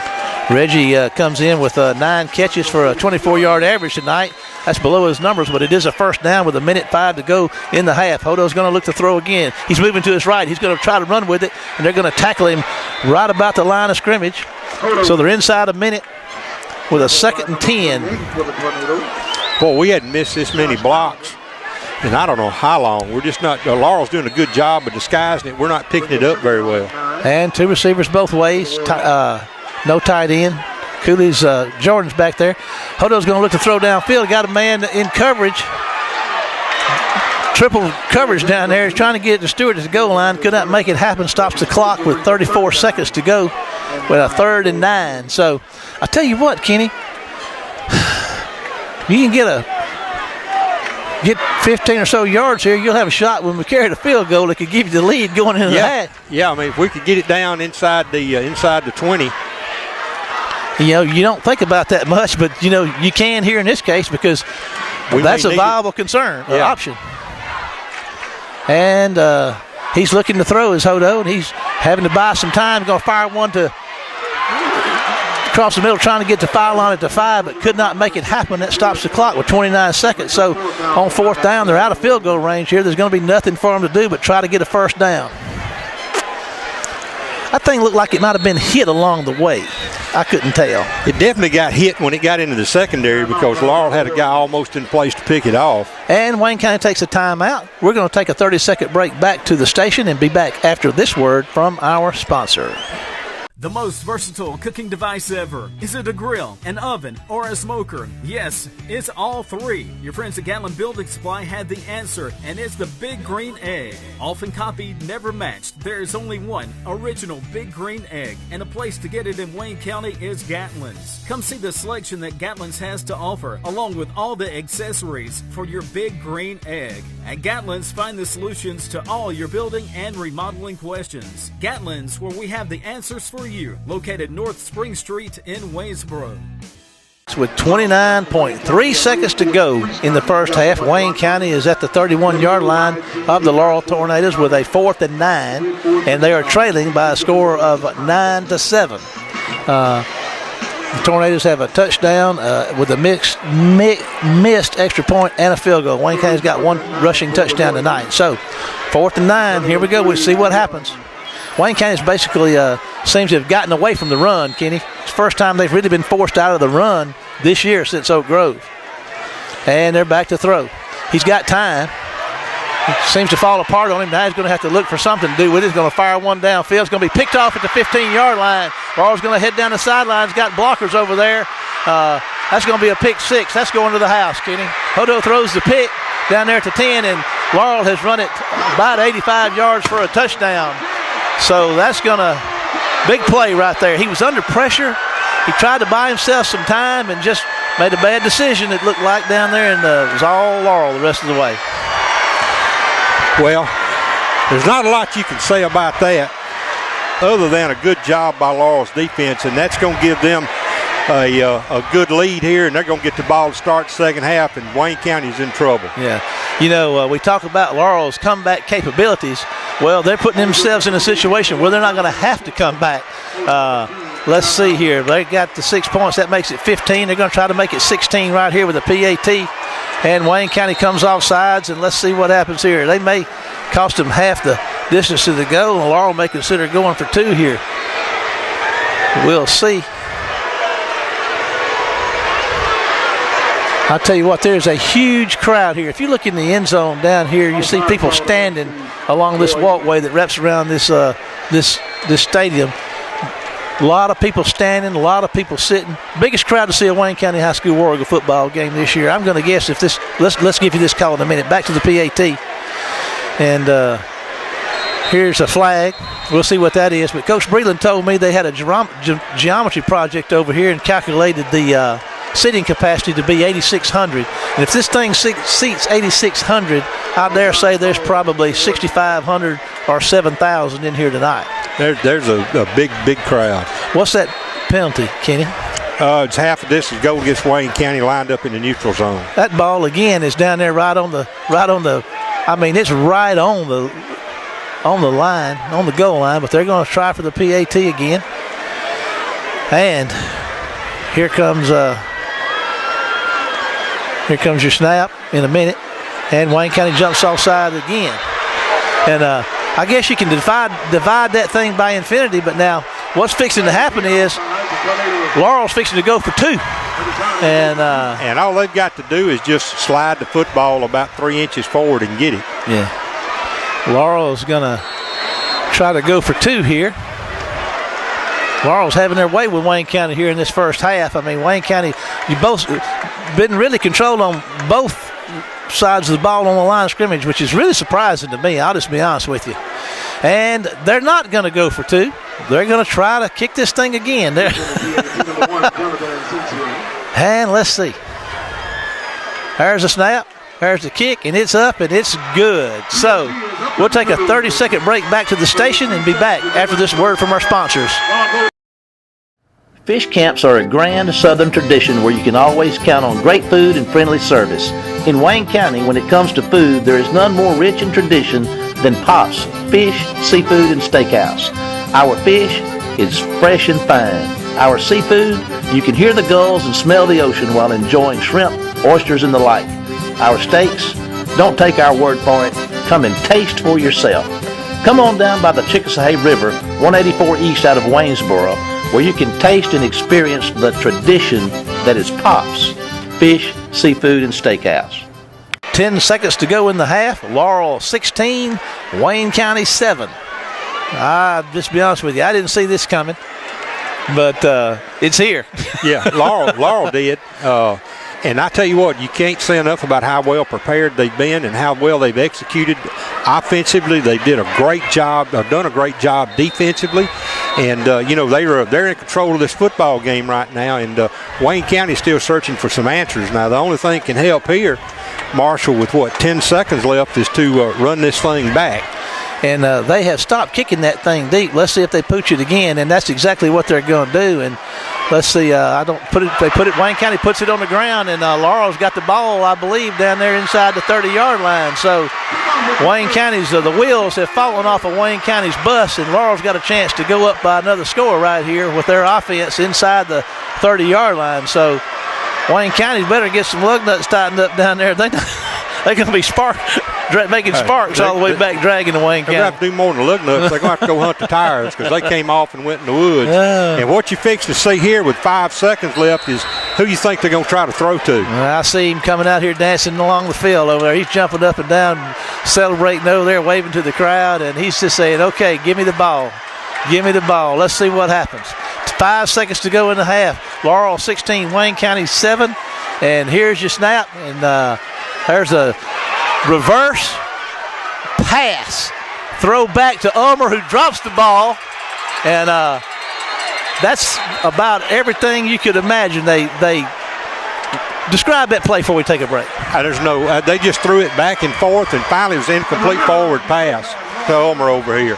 Well, that, let's see here, is going to bring our first half to a close with the score Wayne County 7, Laurel 16. We're going to take a break, then be back with our halftime guest, head coach of the Tornadoes, Todd Breland, after this word from our sponsors. Woolwine is proud to be part of the Wayne County War Eagle community, and we have the inventory to prove it. Woolwine Autoplex in Waynesboro is where you can find the best in pre-owned cars, trucks, crossovers, and SUVs. At Waynesboro's Woolwine Autoplex, we offer great financing options and a courteous staff that is ready to help you with your next vehicle. Come see Woolwine in the heart of Wayne County, where the War Eagles soar, and let us put you in your next vehicle. Marshall Wood along with Paul Keene. We think here between the bricks at halftime.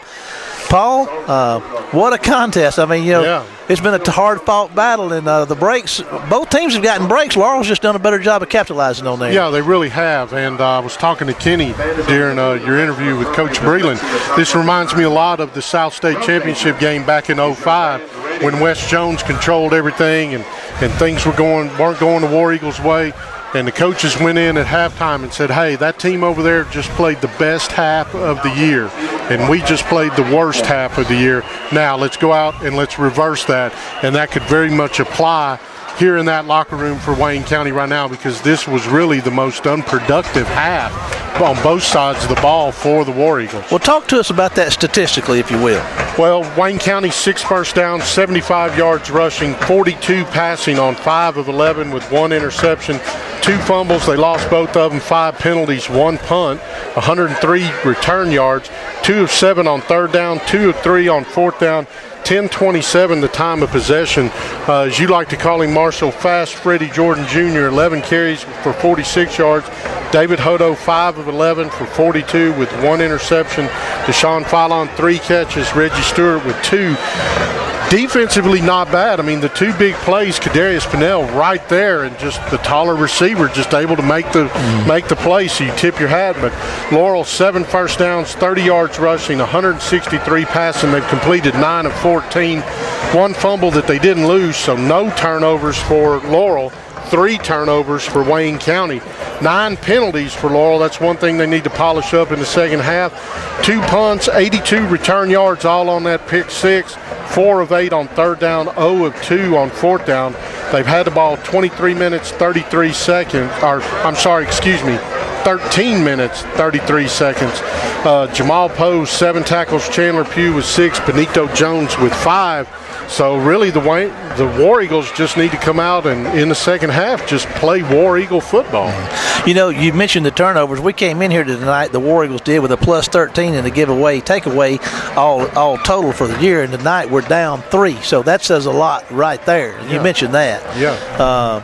Another thing is, too, just the running game that we've had these past 7 weeks is it's not been here. It hasn't, and the offensive linemen on the sideline are coming over, and they're chewing on each other. Instead of chewing, they just need to figure out, they need to go back like we talked about in the pregame where kids were making adjustments on the sidelines. They need to get back to that. Maybe a little frustration on the sidelines, and the coaches, I'm sure, in there getting them refocused, saying, look, we just need to calm down. I mean, it's only a 9-point ball game. Yeah. I mean, it's not like we're down 40 to nothing. Yeah, that's true. It's 9 points, and you can make that up real easily. One thing that we said, and we've talked about this, Coach Breland told me that Howard had only been sacked once this year, and he was still only once. He was kind of saying he didn't know if that would hold up tonight. Well, so far it has, but hopefully we can get some adjustments, get some things made, and turn this thing around here in the second half. Like I said, it's it's right there. It's a 16-7. Yeah. It's certainly within reach. So Wayne County has to make a stand here to start this second half off because Laurel's going to get the ball. But anyway, we know you got a lot of duties to get back about down there, Paul. First off, I've got to climb down the mountain to it's tougher to get down than it is to get up, so be very careful. That. So we're going to take a break and go back to the station for some more words from our sponsors and be back with second half action between the bricks as your Wayne County High School War Eagles continue to tangle with this pesky bunch of tornadoes from Laurel High School. Now, back to the station for some words from our sponsors. Extreme Sound Security and more, where more means equipment for the outdoorsman. We are our area's authorized Benelli dealer and have all the accessories to complement your outdoor adventures. As your elite archery dealer, we offer a broad selection of new bows, arrows, and all the accessories to meet your needs. We also have a good selection of used bows available. Whether it's a new or used bow you're looking for or repairs and tune-ups for the bow you have, Extreme Sound Security and more is the place to go. Extreme Sound Security and more. Place to go at 711 Station Street in Waynesboro. Work cut out for them in the second half. Well, their work cut out for them, they do. And like Paul said, this thing's right here. I mean, this is a hard-fought contest, and it comes down to the big plays. You got the big offensive play, and then, of course, you got the big defensive play, and that's 14 of their 16 points. So, 12 of their 16 anyway, the pick six, of course. But two big plays is what's the difference in this contest right now, don't you think? Oh, yes, absolutely. Well, I mean, we're sitting here with 3 turnovers. We hadn't had 3 turnovers in the ball game this year, I don't think. Not in one game. I mean, it's a lot of things frustrating Wayne County tonight.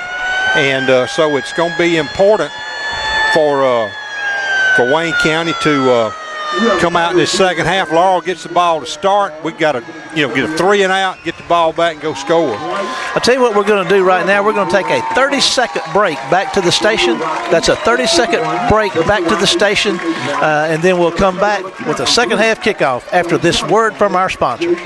From yard care to farmland, Chapman Tractor Company in Waynesboro can get you up and running and keep you that way. From sales to service, Chapman Tractor has what it takes to match your needs to the right equipment and to keep your equipment in tip-top shape. Our sales staff is in the know with a wide selection of equipment and implements to meet your needs. Service, we provide it with a trained professional staff at your disposal. And don't forget our parts department, where we have a comprehensive inventory and the folks on location to help you find the part you need when you need it. Chapman Tractor Company, Waynesboro, Mississippi. Getting ready to kick this thing off. Wayne County, of course, Laurel won the toss to start this thing and deferred to the second half. They'll be receiving it, and let's see. Wayne County is going to be kicking it off. McCary is going to be kicking it off, and Wayne County will be moving right to left. Laurel will be moving left to right, and I tell you what, trailing 16-7. If there ever was they're swapping ends with the field. So what I just said about who was going which direction, just forget that, because once everybody got on the field, the officials swapped it around. Wayne County's going to be moving left to right. Laurel's going to be moving right to left. But if there ever was a time to stop and keep some points off the board, this thing's not out of hand, Kenny, but with another big play, it could get close to getting out of hand. Yeah, I mean, it's this is one of those things where what you do here, we've talked about, is you got to come out, get this Laurel bunch shut down, get the football back, and try to get a score, because it's a 2-score game right now. You've got to have either 2 touchdowns or at least a touchdown and a field goal. McCary's going to kick one high that's going to be caught down there about the 25-yard line, and they're not going to fair catch it. They're going to try to run it, and they're making folks miss, but he is going to get tackled at about the 31-yard line. So here comes the War Eagle defense onto the field to see if they can to control the big play. Big plays that Laurel's been able to put on the table out here so far. So here we go with Bivens and Pugh and Benito Jones are starting the second half up front for Wayne County. We got your corners, Pinnell and McCann. Linebackers are Hopkins and Lofton and Poe and Bonner. And then back we got Paisley Smith and Quentin Hogan are your safeties. So here we go with Laurel with one receiver to the right, 2 receivers to the left. A big Cooley split all the way out left on McCann. There's a handoff up the middle, and Benito Jones gets a hand on him, and 2 or 3 more War Eagles get the stop right at the line of scrimmage. So that's what you're looking for against that run.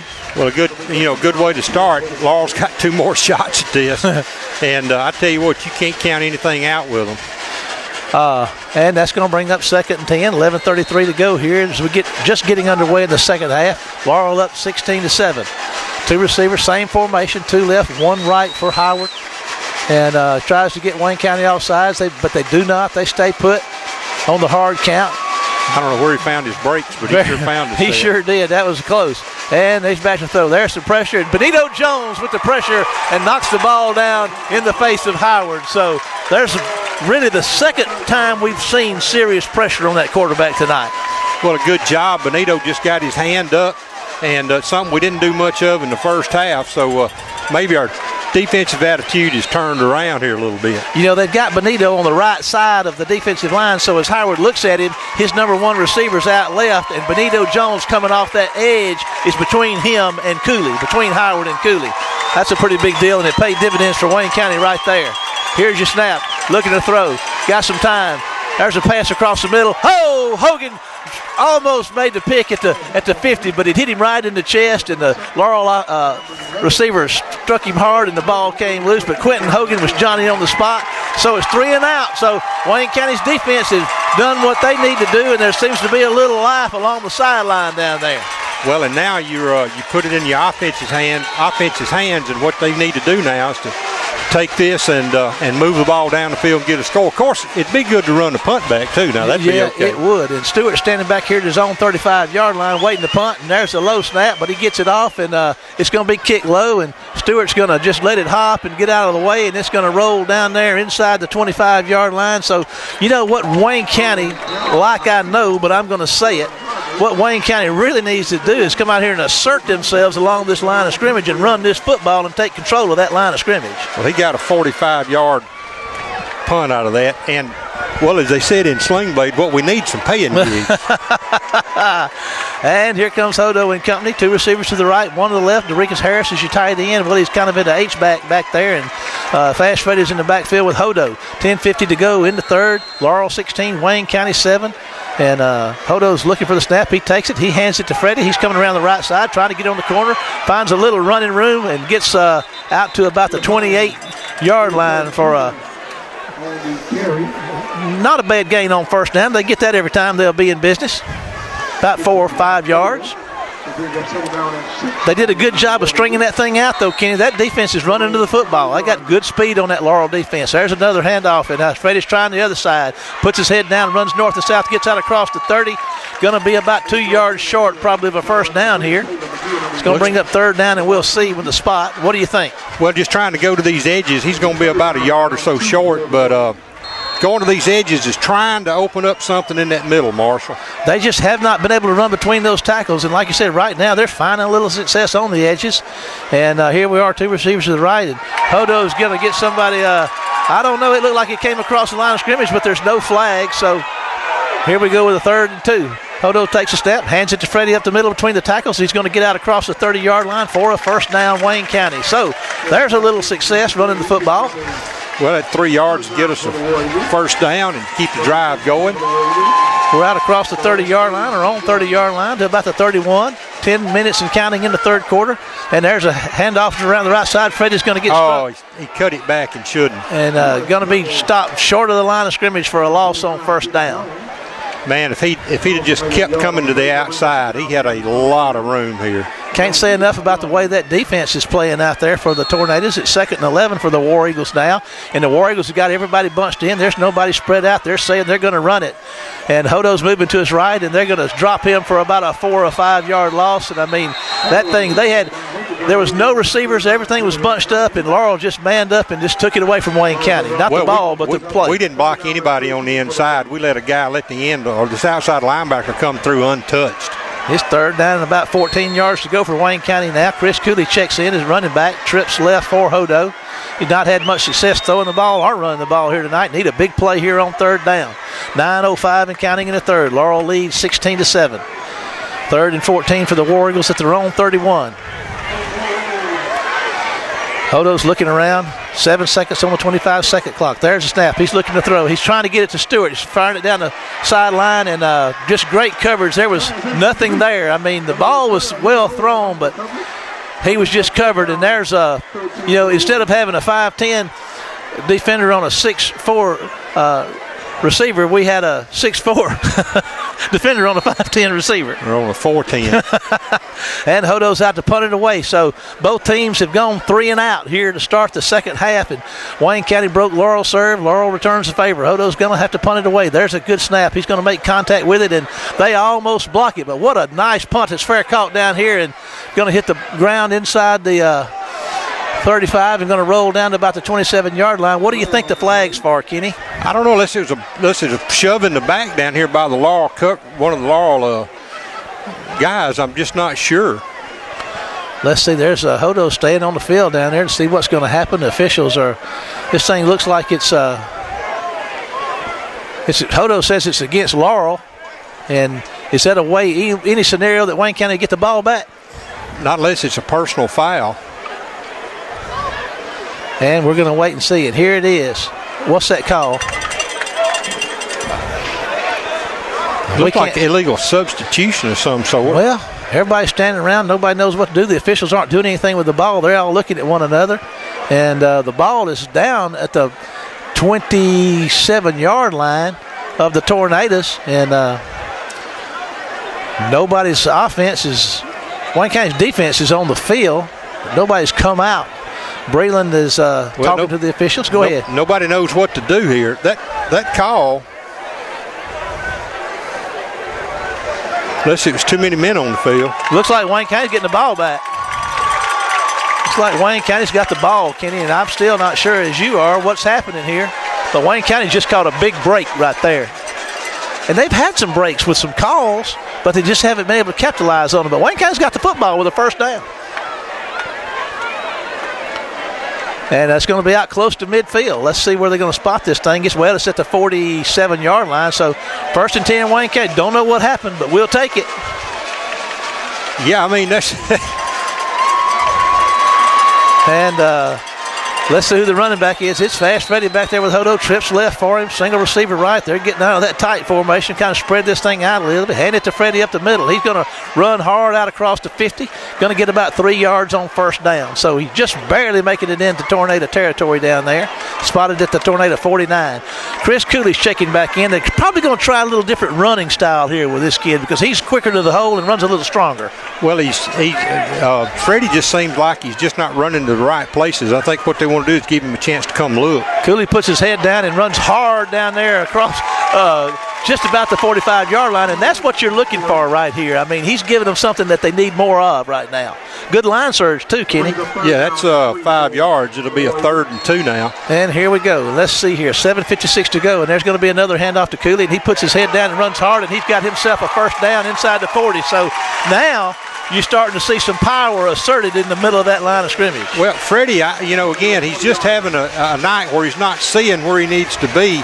And Cooley, just being a freshman, doesn't know any better, so he's just coming in and running straight ahead. He's a 200-pounder. He's 5'6". There's a pass out here to Harris. Cannot make the catch out here on a little wheel route out here on the right side of the line of scrimmage, or the right side of the field. Incomplete pass, bring up 2nd and 10. The ball's at the, let's see, we got that thing out about the 40-yard line. Wallace is left. Harris and Stewart are split right. Wingback or H-back down here is Harris. And there's another handoff up the middle to Cooley, and he's just running hard behind that line of scrimmage and dragging people down to about the 32 or 33-yard line. That's what Wayne County needs. Well, it absolutely is. He gets it down to the 32. That's going to bring up a 3rd and short. He's 5'6", 199 or 200 pounds. He's just bringing a lot of power to that table between those tackles, something we've had no luck with as of yet. And they're going to give it to him again. And they're going to have a little more luck with him, but he's still fighting, Kenny, and he's going to get a first down. I mean, you got to hand it to that kid. Yes, sir. That's just a phenomenal effort. He was dead short of the first down, and he just bulled his way down to the 27. I mean, we're only 3 or 4 plays into this kid's carries tonight, but it's looking like he's wanting to saddle this thing up and carry it for Wayne County, and it looks like he's going to get a chance. 1st and 10, Wayne County at about the 27-yard line, and there he goes again, and he puts his head down and runs through a tackler down inside the 30 to about the 28-yard line. So Fast Freddy's checking in, going to give the sophomore a little breather right there. Not that he wants one, but he's coming out. He's done a good job there getting the War Eagles going here. Yeah, he's got the ball down to the 23. And we're going to have a 2nd and 6. Let's see if they can stretch this field now with Freddie around the edges. They softened up that middle a little bit. Has Chris Cooley. And it's 6:49 to go in the 3rd. Wayne County trailing 16-7 with a 2nd and 6. And Hodo's looking to throw. He's going to fire one to Harris, who makes the catch. And hits hard at about the 15-yard line, but it's a first down. Wayne County on the Harris reception from Hodo. A good job. Laurel's got their safety pulled up, and there wasn't anybody over there. A good play call by Bud Blackley. And trips right for Hodo and company. Fast Freddy still in the backfield with Hodo. 6:27 and counting. There's Fast Freddy running up the middle, and he's going to run hard. He's going to get down to about the 12-yard line on a nice carry on first down. He says, I need to do me some of that. Yeah, I mean, that sort of thing can be infectious, and he picks up about 3 yards. And we've got a timeout on the field, so we're going to take a 30-second break back to the station and be back after this word from our sponsors. Extreme Sound Security and more, where more means just that. We install video security systems for your home or business. Plus, we're equipped to assist you with all your personal security needs. We repair cell phones and computers. Plus, buy gold and ship UPS packages and accept drop-offs. Extreme Sound Security and more sells K2 and Ortho coolers. When we say more, we mean it. At Extreme Sound Security and more, 711 Station Street in Waynesboro. In the third, Wayne County's trailing 16-7 with a 2nd and 6 from the 12-yard line. And Wayne County, both teams came out, sputtered offensively. The defenses played well. Wayne County's got their second possession of the third quarter or the second half. And Kenny, they're starting to assert themselves on the legs of that sophomore running back who's not in there right now. But he really fired them up and got them going with the effort. Well, I mean, it did. And, I think part of that was to get Freddie to the sideline and let him see what's happening and what's opening. And because he just made some really bad decisions on his cut, so hopefully that's helped him out some. Odo's looking to fire one. He throws one out there. Harris makes a one-handed catch and cuts inside, and he's running down hard inside the 5, and there's a flag on the field. And it's going to be looks like it's going to be called against Phylon down there. I'm not sure. What do you think, Kenny? It's in that area where it could be. I believe that was Harris that made a one-handed catch from, or was it Wallace? It was But it was a great catch and run down inside the 5, but it's all for naught as it's going to back Wayne County out here close to the 20-yard line.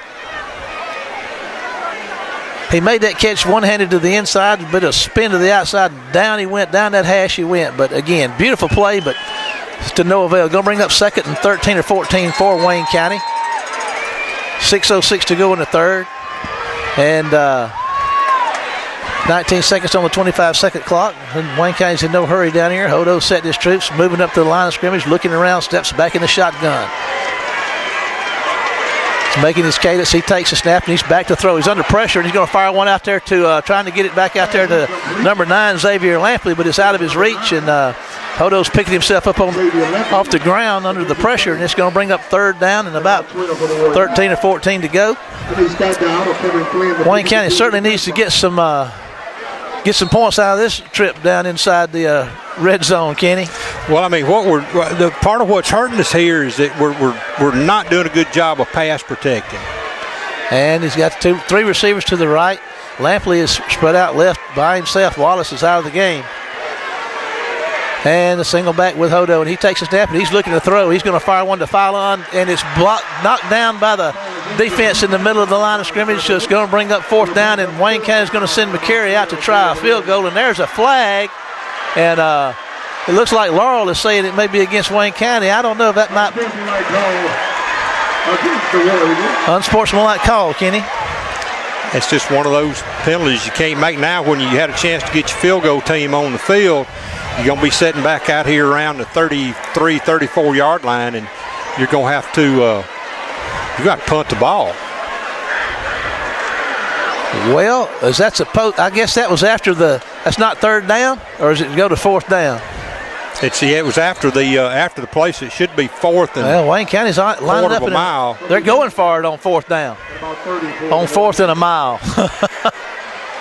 It's 4th, and the ball's out across at the 32-yard line. They got to get down to about the 5 for a 1st down, so they got to do something they haven't had any luck doing, and there's a penalty. Wayne County's in motion. Hodo's going to fire one down here to cross the middle. It's going to be picked off down at the 5. It bounced off a Phylon and 2 defenders, and Laurel still running the football, and down the right side they go. There's flags everywhere. Hodo gets up and makes a tackle at the 30, but there's flags in the backfield. There's flags down here where the run was coming back, and the officials are telling the defense to stay off the field, so let's see what this is about. You got any ideas? Offsetting penalties, we'll probably line up, play it again. I don't know. Well, Wayne County's pointing that way. Could be, I wasn't looking at the quarterback. I was looking over at the far side, or Uncle Gene would say the far hand side. And I did not see. There's one against Wayne County. One personal foul against them is offset, so I was right to start with. And we've got an injured War Eagle out there on the field. Let's see. Looks like we got a timeout. Let's take a 30-second break back to the station and be back after this word. Shopping at Fred's is the smart thing to do. Sign up for your Fred's Smart Card online and start earning Smart Bucks every time you buy Fred's brand items. With Fred's Smart Card, the more you buy, the more you earn. Keep up with your Smart Bucks online and redeem them at checkout while shopping at Fred's, the smart thing to do. Fred's on Spring Street in Waynesboro.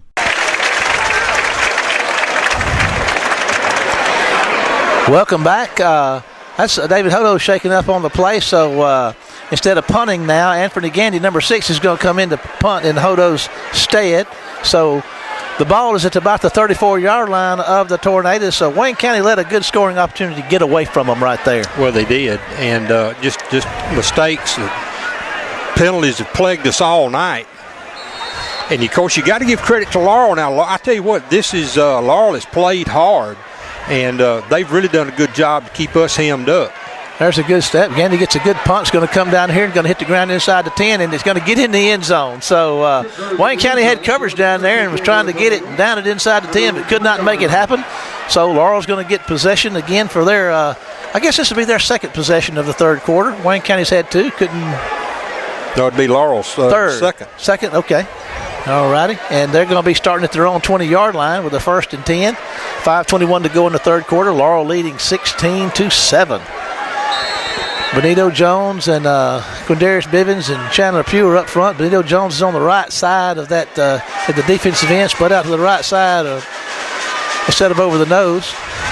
As is customary from him, he's been played him some along that line of scrimmage tonight. 2 receivers both ways in the single back for Howard. There's your snap, and there's a handoff up the middle with some room, but, well, not much room there. Chandler Pugh and Jamal Poe and Benito Jones stop that thing. Just look, if it's not short of the line of scrimmage, just right at it. Great defense. Well, a good job, and they just shucked their blockers, and Laurel not having a lot of success on the ground tonight, but they hadn't needed it because they've caught a lot of breaks with the 3 turnovers.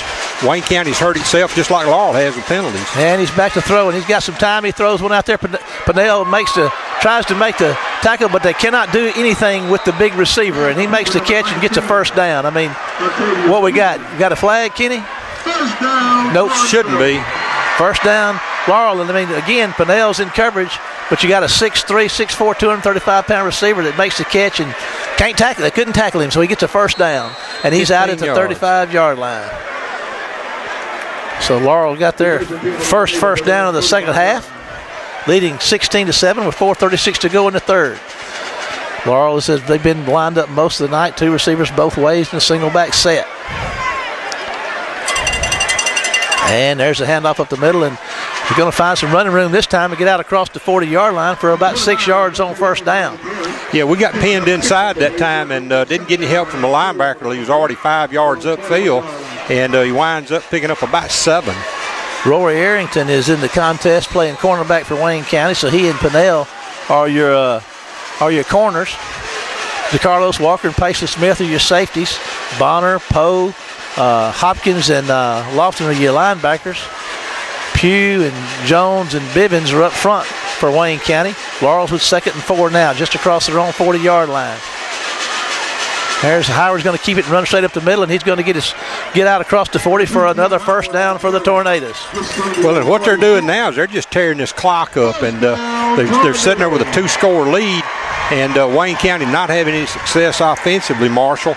That's going to be what Breland's going to try to do is just eat that clock up. Great coaching job by the Laurel staff over there tonight. They're making it. They came up with the plan, and the players are executing it, if not to perfection, certainly good enough to have a 16-7 lead with 3:27 to go in the third and the 1st and 10 from across their own 45-yard line. There's a handoff up the middle with some room, and he's just going to run, and big gain on first down into War Eagle territory across the 50, probably down to the War Eagle 46, 47-yard line. I tell you what, they're just they're taking us off the line of scrimmage right now and doing a good job, especially inside. That's where they're rushing. We've got Benito on the outside, and they're going back into the middle and doing a great job. And that's going to bring up 2nd and about 4 for the Tornadoes in War Eagle territory. 16-7 lead over Wayne County and 2:55 to go in the third. Laurel's wanting to get down here and expand their lead and state their case, and here comes a flag. They're going to say we lined up in the neutral zone, I think. And they're talking it out. And let's see what they say. It didn't look like we were that far over, but I guess one of the Laurel receivers must have on the far side of the field. It's going to cost them 5. Tyree Evans is checking in with his instructions from his position coach, Bubba Davis, down there. It's going to bring up second, and we'll say 8 yards to go as the Tornadoes are back in their own territory now. That's the only thing that slowed them down on this possession. 2:39 to go in the third and counting. Back in that same formation they've been in most of the night. Here's Howard with the snap. He's back to throw. And there's a pass over the middle. Tyler Hopkins got up and knocked that thing down. Benito Jones was breaking through and on the ground crawling back there trying to get Howard. Howard makes the throw, and Tyler Hopkins jumps up and swats that ball down. Going to bring up third down and about 8 yards to go for the Tornadoes, and at their own 47-yard line with 2:21 to go in the third, leading 16-7. What Hobson did was a great job of just sinking as a linebacker back into that spot where they like to settle those receivers down, and he just sort of dropped back into that spot just a couple of steps, and he was in position to knock the ball down. Keenly aware, great technique, great position football right there by the junior linebacker Tyler Hopkins. And with a big play here on third down. Howard's moving to his right. He's looking downfield, going to fire one downfield, and it's going to be incomplete inside the War Eagle 30-yard line, trying to get it down there to number 7, Omar Bayless, the leading receiver for the Tornadoes, but Laurel cannot go, so they're going to have to punt it away, and Deshaun Philon's going to go back to receive this punt. 2:16 to go in the third. Wayne County up 16-7, and there is big number 19 who has had a real good night tonight. That's Octavius Cooley. Standing back there to punt this thing away. And he takes the snap, and he's going to put a foot in it. And this one's a lot better, and it's high, and everybody's going to try to get away from it. Wayne County is, and it's going to hit down at about the 16-yard line and take a just bite down there, not to just die. And Wayne County's going to get the ball at their own 16. And with a 1st and 10, Hodo's back out there. Let's see. He was shaking up on his last possession there, making the tackle. Hodo's on the bench. Oh, he is. I'm sorry. He sure is. Let's see who's going to be the quarterback. Is it going to be Reggie Stewart? Yes, sir. Reggie Stewart's checking in. Number 7 is quarterback. And Wayne County is 1st and 10 inside their And I tell you what, we got Hunter James playing tight end over there. We got 2 tight ends in the game now. Kenny, we don't see that very often. 2 tight ends, 2 wide outs, and they're just going to hand the ball to Cooley and let him hammer it up the middle, and he's going to get about 3 yards on first down. 1:59 to go in the third. We got Wallace and Lampley are split out wide. We got the 2 tight ends, James on one side and Harris on the other, and Cooley's in the backfield with Reggie Stewart. This is an interesting turn of events. Harris Cooley running hard up the middle, and he's going to get out across the 20, close about the 23 or 24-yard line. Going to bring up third down, and looks like maybe 3 yards to go for Wayne County.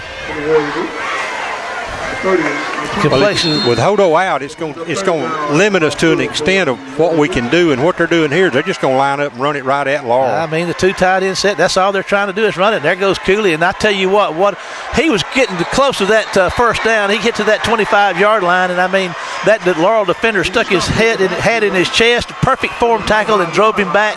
So Wayne County's looking at a 4th and 1, and Mr. Ganney's going to have to come in and punt it away.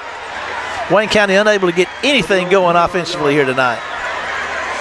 Well, and it would appear that Hodo's done for the night, and I would imagine what we're going to try to do at this point in the ball game is just try to see if we can hold Laurel and try to get some points on the ground. Going to need to get a good break here, maybe a turnover or something, and Laurel's got a timeout, so we're going to go back to the station for a 30-second break for our sponsors and be back after this word.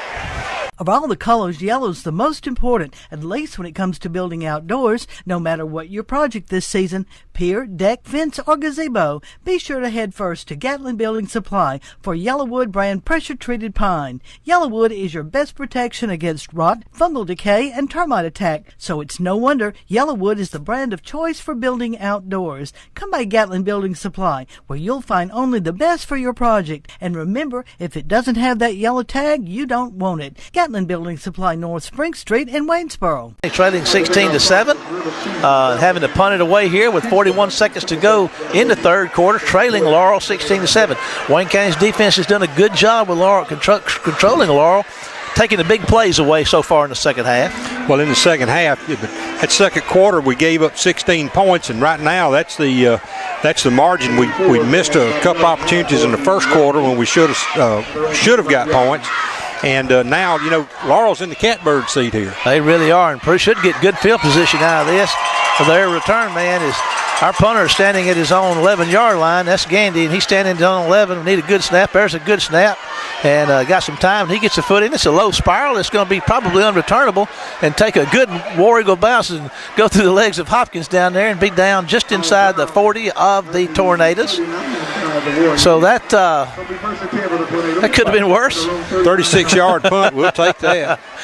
And here comes the Tornadoes. Wayne County needs a big defense. What we need is a turnover right now. A big turnover. Need a pick six. We have come in this year with a really, like I say, plus 13 in the giveaway takeaway with 22 sacks and 8 interceptions. We haven't got a sack or an interception tonight, but we've dropped a couple that could have been interceptions. And there's the formation. The ball's on the left hash mark at the 39-yard line of the Tornadoes, and they're moving right to left. And Ulmer's your quarterback now, and he's going to keep the ball and going to try to get away from Denzel Bonner, but he cannot do it. They take Howard out and put the sophomore quarterback in, Ulmer, number 13. And they're going with the, Coach Breland told me they're going to play this guy. Said his yardage is just not mop-up yardage. He's in the heat of the battle, and he's out there now with a 16-7 lead, and this is going to do it in the third quarter. So after 3 quarters, Wayne County finds himself down by a score of 16-7 between the bricks, and they're really going to need to pull some stops out here in this fourth quarter to have a chance at winning this thing. We're going to take a break and go back to the station for 60 seconds, and then we'll be back after these commercials.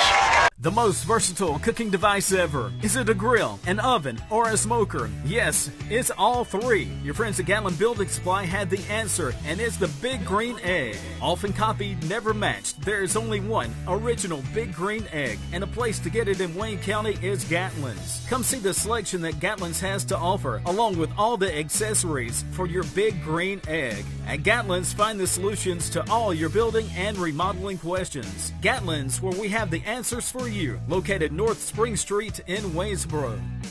Quarter here, Laurel with a 2nd and 9 from their own 40-yard line, and there's Ulmer with the fake moving, trying to get around the left side, and Wayne County's going to defend it pretty well and keep him inside his own 45, bringing it up down a 3rd and about 6 to go. Kenny with 11:48 to go in the contest. I was trying to see exactly where they put the ball down. Looks like it's on about the 43. Ulmer moves out to the slot, and Howard checks it back in at quarterback on this 3rd down, and we'll say 6 yards to go. They're on their own 43, as you called it. Big defensive play here. Wayne County's got to get that ball back in their hands because they got to score twice. They've only been able to get 7 on the board so far. They got 2 guys out there on the big man. Let's split to the left side. Manned up 3-on-3 out here to the right side, and what we got going here? Timeout.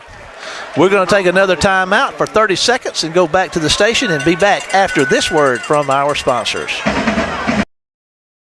Fish camps are a grand Southern tradition where you can always count on great food and friendly service. In Wayne County, when it comes to food, there is none more rich in tradition than Pop's Fish, Seafood, and Steakhouse. Our fish is fresh and fine. Our seafood, you can hear the gulls and smell the ocean while enjoying shrimp, oysters, and the like. Our steaks, don't take our word for it. Come and taste for yourself. Come on down by the Chickasawhay River, 184 East out of Waynesboro, where you can taste and experience the tradition that is Pop's Fish, Seafood, and Steakhouse. Team to go in the contest. Wayne County trails by a score of 16-7. Laurel has the ball at their own 43-yard line with a 3rd and 7 to go. Kenny, you made the call here. That pick 6, the big plays. That's what killed us. Big play. That looms big, and you look back at the the 62-yard pass play that got them down in scoring territory down there a while ago, and it just this Cooley kid and these other receivers for Laurel. We don't get pressure on Howard. it's just hard to keep him. And he's made some good throws. Look, some of those throws he made, he was on the run. Yeah. Haven't been able to sack him yet tonight. He's only had one sack coming into tonight and haven't got him. There's some pressure. Benito Jones gets after him. Oh! Benito flushes him out of the pocket, and Tyree Evans cleans him up back at the 35-yard line. There's the pressure we were looking for, Kenny. Well, you need a play, and we got one. So now it's back on the 36. That's a 7-yard loss. And going to be punting it away. Deshaun Philon's going to be standing at his own 30, somewhere about his own 30-yard line to receive Cooley's punt. And we'll see if Wayne County can't get something going this time with Reggie Stewart and company. And there's a snap over his head. This goes back inside the 5. And they're chasing him, see if they can tackle him. Down the sideline he goes, and oh boy, they get him out of bounds over there. That is number 34 for Wayne County. It gets the big man out of bounds. That's Cody Taylor, and Wayne County is in business now. That's a break. Now you got to capitalize, Kenny. They snapped it over his head, and we're in business. Well, what Wayne County's got to do now is you've got an opportunity here, Marshall, to you need a touchdown. You don't need to fool around with a field goal here. Cooley had to track that ball back inside his 5, and he made it back up down the sideline, got away and got out to the 13 or 14-yard line. So Wayne County's in business with Reggie Stewart at quarterback now with a 1st and 10 from the 13 of the Tornadoes and a chance to get some points on the board. And let's see, he's going to hand it to Fast Freddy, and he's running up the middle and puts his head down, crashes. Here he goes! Touchdown! Wayne County, Fast Freddy Jordan Jr. So there's the break, and there's the capitalization. Now Wayne County's got to score 13 to 16, and they're out there going to try to make this a 2-point ball game. What a big turn of events right there. And Hunter James on the snap, Reggie Stewart to hold, and here we go with our kicker, Mr. Brandon McCary, to try to make this a 2-point ball game. There's the snap, the kick is up, and as once again, it is good. So a 10-27 to go into contest. Wayne County pulls within 2, 14 to 16. We'll take a 30-second break and be back after this word from our sponsor. Woolwine is proud to be part of the Wayne County War Eagle community, and we have the inventory to prove it. Woolwine Autoplex in Waynesboro is where you can find the best in pre-owned cars, trucks, crossovers, and SUVs. At Waynesboro's Woolwine Autoplex, we offer great financing options and a courteous staff that is ready to help you with your next vehicle. Come see Woolwine in the heart of Wayne County, where the War Eagles soar, and let us put you in your next vehicle. The contest, and after the big snap over the head, Wayne County gets the ball, capitalizes, pulls within 2 with 10:27 to go. Kenny, what a break. Well, I tell you what, it couldn't have come at a better time, because I think all of us were trying to look to find some kind of medication to take here. And this gets Wayne County back in the ball game. Now the thing is, what's so critical here is the defensive play of Wayne County's defense on this next series. And he's going to kick one high that's going to come down at the 21-yard line. They're going to try to return it. They're going to get after him. He's got room, Kenny. There he goes up the hash mark. There's a flag coming down. McCary's going to trip him up at the 50, just across the 50 at the War Eagle 49-yard line. So give the kicker credit for that tackle. And that flag came from about the 30 down here all the way to the other 30. I tell you, that was a heck of a throw by that official. Yeah, he did. I don't think I've ever seen a flag fly that far. And Wayne County's getting some breaks right here. And I'll tell you, the defense has played well here in the second half. Haven't given up the big play yet. If we can get another good solid play out of here, maybe keep that big play off the table out here, Wayne County might get back in this thing, take a lead. We got some new folks playing now. We've got 35. That's for Wayne County out there. He plays a lot. He's out there. That's Clifton Jordan, sophomore defensive end. He's out there along with Jaquan White, Quindarius Bivens, and Tyree Evans up front, the 4-man front for the War Eagles. 3 receivers to the left, 1 to the right for Laurel. They're at their own 21-yard line. Wayne County's fans screaming defense, defense, defense. What an exciting football game over here between the bricks. That left tackle's lined up 3 yards deep in the backfield. There's a pass out there, makes the catch at the 20. He's got some room. He's out across the 30, heading to the middle of the field. They can't tackle him, but they finally triple team him out there at the 13, and that's that sophomore Ulmer. Well, a good job, and a good job, too, by their other two split guys in getting their blocks. That digs them out of a deep hole out to the 45. 45, that's the first big play Laurel's had of the second half, and it's got them 1st and 10 at their own 45 with 10 minutes and counting in the contest. Great job of blocking by those other two wideouts out there. That's what really got them that 24 yards. Ulmer's going to be causing a lot of problems for folks for the next 3 this year and the next 2 here for Laurel. Coach Breland told me off the record over here, we were talking when I interviewed him Tuesday, and he said he's the next big thing. He said he's maybe the best athlete on the team. And he made a big play right there. Benito Jones checks in, Quindarius Bivens checking out. 1st and 15 for the Tornadoes at their own 40-yard line. 9:57 to go in the contest, and the Tornadoes have a 2-point lead. Big crowd here. I believe it's climbed up to probably 7,500 now, maybe 8,000 between the bricks. There's a pass out there. He makes the catch. Wayne County's going to stop him out there at the 45-yard line, so it's going to bring up 3rd and 10. Good throw and catch, but, I mean, you couldn't ask for more out of your defensive backs, Kenny. Well, that's right. And that'll give them a 2nd and 10 here on the 45, back where they originally started. My bad. I said 3rd. Thanks for figuring that out for the folks at home so they'll know what's going on in spite of me. No, man. I missed it. That penalty, that kind of stuff really messes you up. All right, they're at their own 45, and he's looking to throw, and there's some pressure, but he gets the pass off to wide open Ulmer down there, and he makes the catch, and it's the Ulmer show out there. That kid's first name is Taquan Ulmer. It's been the Taquan Ulmer show here in the 4th quarter, Kenny. Well, all he did was just run a straight vertical, and we had that seam out there running this zone over here, and he just found an open spot. And I tell you what, Howard put that ball on a rope to him. He's a little gimpy. He's stepping off out there, might have pulled something. They're in War Eagle territory at the War Eagle 35 with a 1st and 10 and a 2-point lead with 8:51 to go in the contest. Wayne County's defense has got to stop him and get that ball back if Wayne County's going to have a chance. Howard's going to try the middle with room, and he runs hard, putting his head down, crashes inside the 25-yard line for another 1st down, Laurel. Well, he just did a good job on the you'd almost want to say it's a zone read, but really, not really. It was designed for him to keep it the whole time, and did a good job just come and go away from the flow of the play. 1st and 10 at the War Eagle 22, 23-yard line. Tornadoes threatening, leading 16-14. 8:28 to go in the contest now with a 1st and 10 deep in War Eagle territory. There's a handoff up the middle, and the War Eagles are going to get him after a nice gain on 1st down. He's down to the 18-yard line, so that's going to bring up 2nd down and about 6 yards to go for the Tornadoes. Trying to see where they'll spot the ball. Looks like it's just inside the 20, around the 19 maybe. Quan White checks in. Benito Jones checks out. It is going to be 2nd and 6. 7:52 to go in the contest. Wayne County trails 16-14. Laurel is threatening. There's a low snap. Howard picks it up, and no, he hands it off, and they're going to, Tyler Hopkins and Tremont Lofton are going to make the stop for a loss of maybe 1 yard on that play. It's going to bring up 3rd and 7 with 7:32 to go in the contest.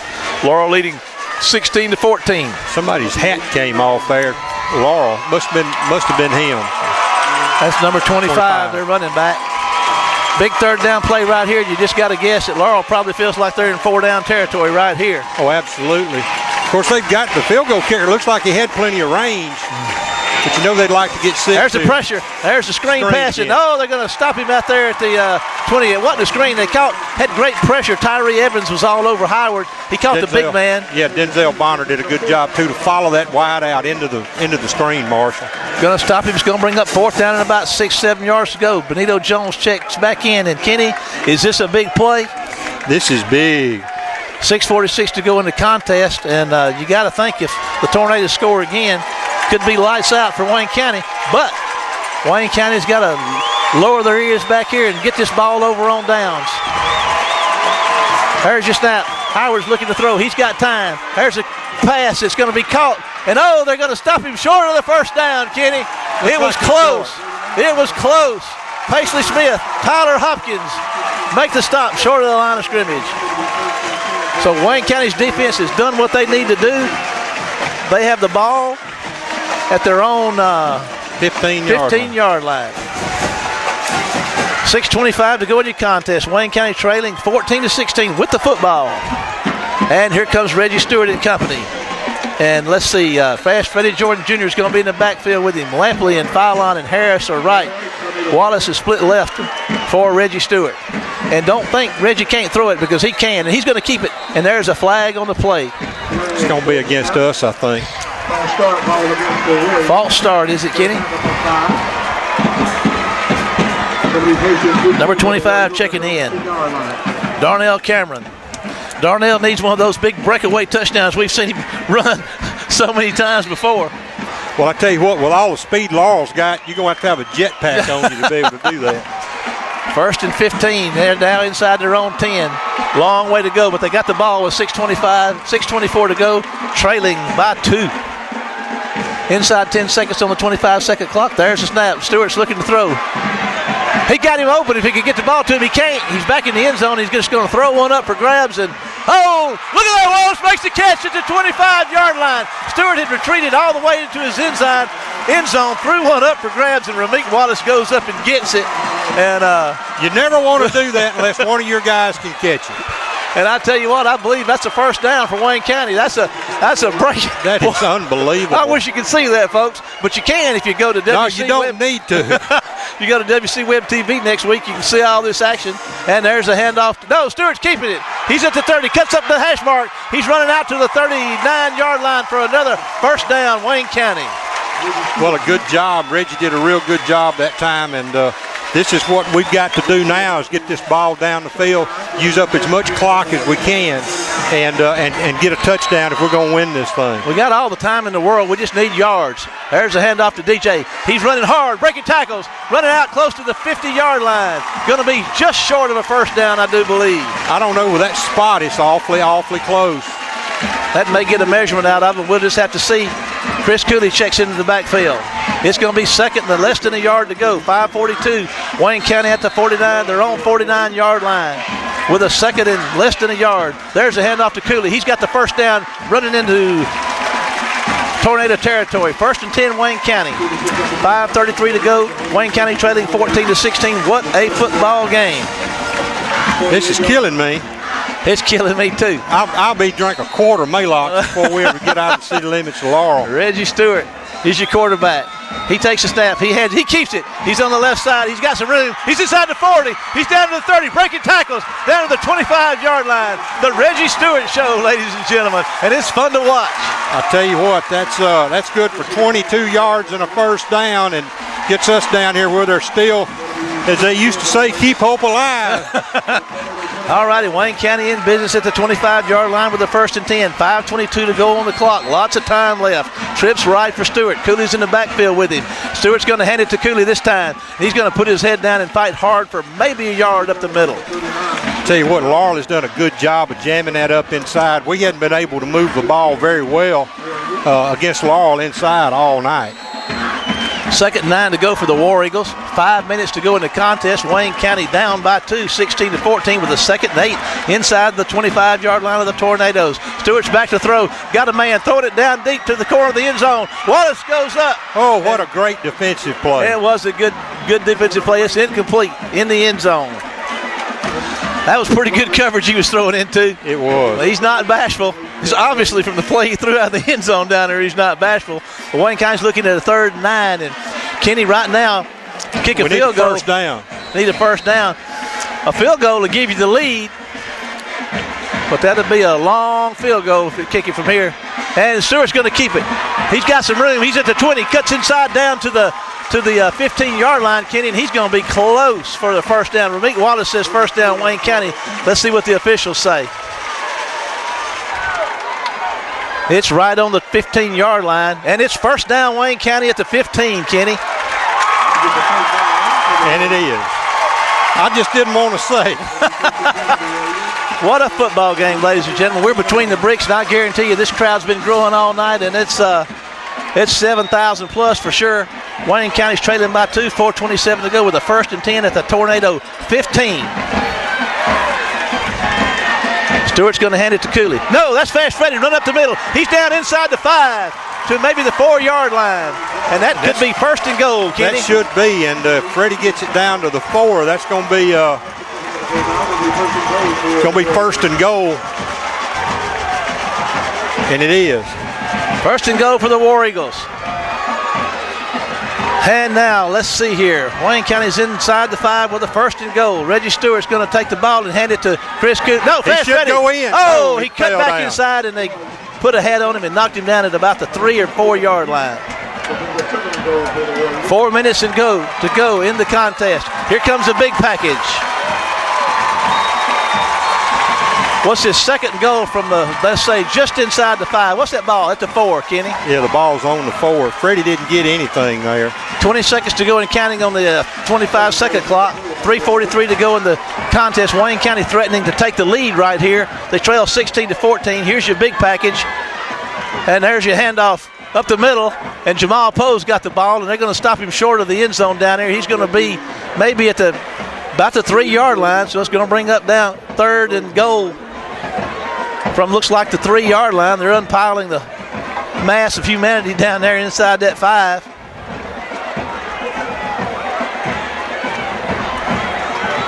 What a football game. And I got to tell you, Wayne County has never given up. Now, this thing's not over. Wayne County hasn't won or lost this game yet, but they've showed a lot of character under adverse conditions to fight back and to get themselves in a position to take a lead right here. Here's your snap. There's your handoff to Fast Freddie, and Laurel's going to stop him short of the goal line, so it's going to bring up, it's going to be 4th and goal, and here we go with a field goal kicker. Our leading scorer on the year, Brandon McCary, coming in with 53 points coming in tonight, and he's going to have a chance to put Wayne County up by 1 with a 20-yard field goal, and he's made 38-yarder on the year. Hunter James will be doing the snapping. Reggie Stewart, who's playing quarterback now, will be doing the holding, and McCary can put Wayne County up. Here, there's the snap. The kick is up. And let's see. It is good. So Brandon McCary has put Wayne County up by a score of 17-16 with 2:18 to go in the contest. We're going to take a 30-second break back to the station and be back after this word from our sponsors.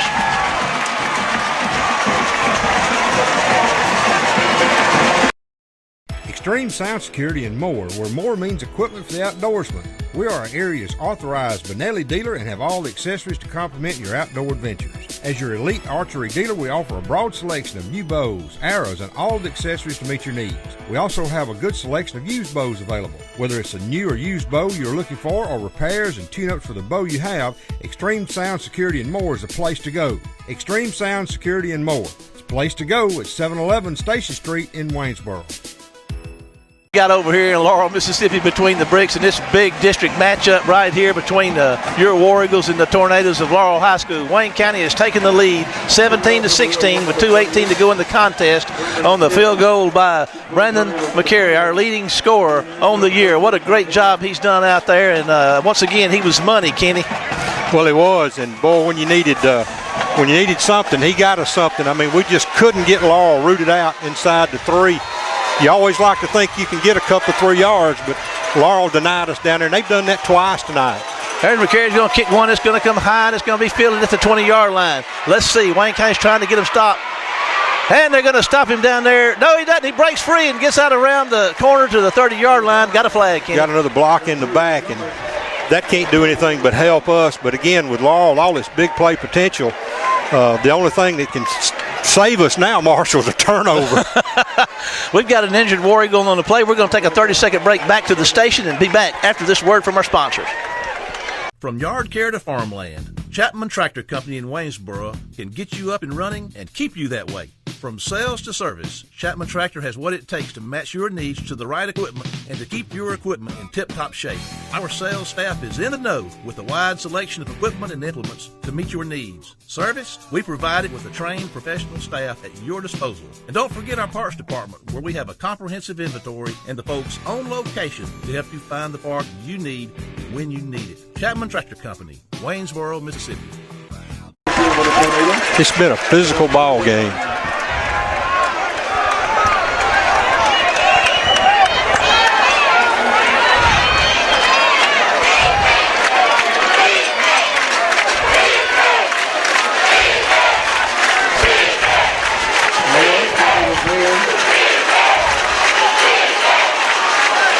Welcome back. That was McCann shaking up. He's our starting corner. Rory Arrington, number 20, replaces him. And here, Kenny with 2:11 to go in a 1-point lead. It's on the defense's shoulders right now. Well, it is, and you sure don't want to give up a long play to Laurel now, a big play. You've got to try to keep them in front of you.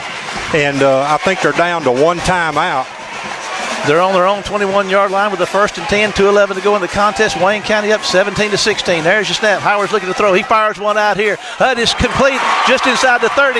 No, they're going to rule it incomplete. Tyler Hopkins was out there and knocked the ball loose. So that's going to bring up 2nd and 10. Tyler, big hit there. Good job by Roy Arrington, too. Roy did a good job of locking up on that. 2nd and 10 for the Tornadoes. 2 minutes and 8 seconds to go in the contest. You know they're going to go to the big guy at some point or go to number 13, one of the two. Well, they got so many weapons. Five's their leading receiver. I mean, they got everything. What we need is some pressure. Wayne County's played great defense. I mean, they haven't given up much, Big play and a pick six, and there you go. So, chips are all on the table right here. Howard's back to throw. There's some pressure after him. He breaks free, and he's going to try to run. He's at the 20. He's out to the 30-yard line. He's going to get himself a first down out here at the 33-yard line. Inside 2 minutes to go in the contest. What a football game, Kenny. A 1-point lead. Laurel's got the ball with all that firepower and a first down at their own 34-yard line.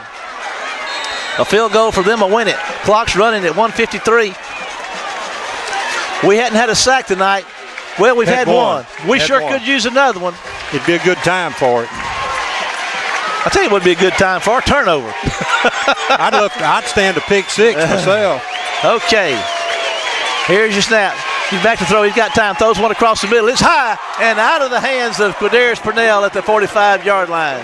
That stops the clock with 1:32. Quadarius jumped along with the receiver. He was 10 yards behind him, but it was just a reflex, I guess. He just went up. If he'd have been standing on the ground, he would have hit him in the hands. He'd have hit him right in the hands. Stops the clock with 1:32 to go in the contest. 2nd and 10 from their own 34-yard line. The Tornadoes trail by 1 with the football. Trips left, single man right. They're going to be slinging it. Howard's back to throw. There's a takedown, and he's firing one deep. He's got a man down here. Arrington's got coverage. Then great good job coverage by Roy. Roy's on the spot. 3rd down and 10 to go. 1:26 to go. I mean, they just tackled Jaquan White down here. We didn't get a call. Good WWF move, though, or WWE, whatever it is now. Clock stopped with 1:26. Wayne County 17. Laurel 16. Laurel looking at a 3rd and 10 from their own 34-yard line. They're going to be slinging it. We're got to have some pressure. There they come. They get pressure. He throws the ball off. It's tipped up in the air. Oh, everybody's fighting for it. It bounced off a War Eagle. 2 Laurel Tornadoes and Quentin Hogan put it on the ground. And we're looking, got a flag on the ground back here, Kenny. That may be I don't know if that's against. Benito Jones had great pressure. They pushed 3 guys in there. It was a holding call. I don't know. I think I'd decline this thing. It's 1:20 to go in the contest. Wayne County's up by 1 point. Laurel's looking at a 3rd and 10 right here. And they're trying to decide what to do with this penalty. Coach Mangum is saying decline it. So is this 3rd and 10 or 4th and 10? I've lost track. It'd be 4th and 10 now. I'm like the guy in the middle. I've lost count of the bullets fired in this melee here. Did I fire 5 or 6? Don't worry. I've got it wrote down right here. You'll be okay. Well, this could be the ball game right here if we can stop it. It's 1:20 to go in the contest. 4th and 10 for the Tornadoes from their own 34-yard line. If Wayne County stops them, this is going to be it. Here we go. There's the snap. There's the pressure. They get after him. He's on his horse. Fires one downfield. Got a man wide open at the 40. There he makes the catch. He's making folks miss. He will not go down. That's your big man down to the 25-yard line with 1:10. He was wide open. Was Octavius Cooley, Kenny. Well, we just gave him too much time, and he found the open guy and went to him. And now everything flips, and so everything's in Laurel's favor. They got 4 fresh downs on the Wayne County 25. What a football game we've got right here. Wayne County's with their backs against the wall right now. This defense is so proud and played so well, giving up 7 points a game inside a minute. Had them in their hands right there. Let them get away, but we're still playing football. Howard's back to throw. He fires one out in the flat. Makes the catch. Number 7. He's down the sidelines, making people miss. He's in the 10. He's at the 5. Touchdown. Laurel with 49 seconds to go in the contest. What a football game.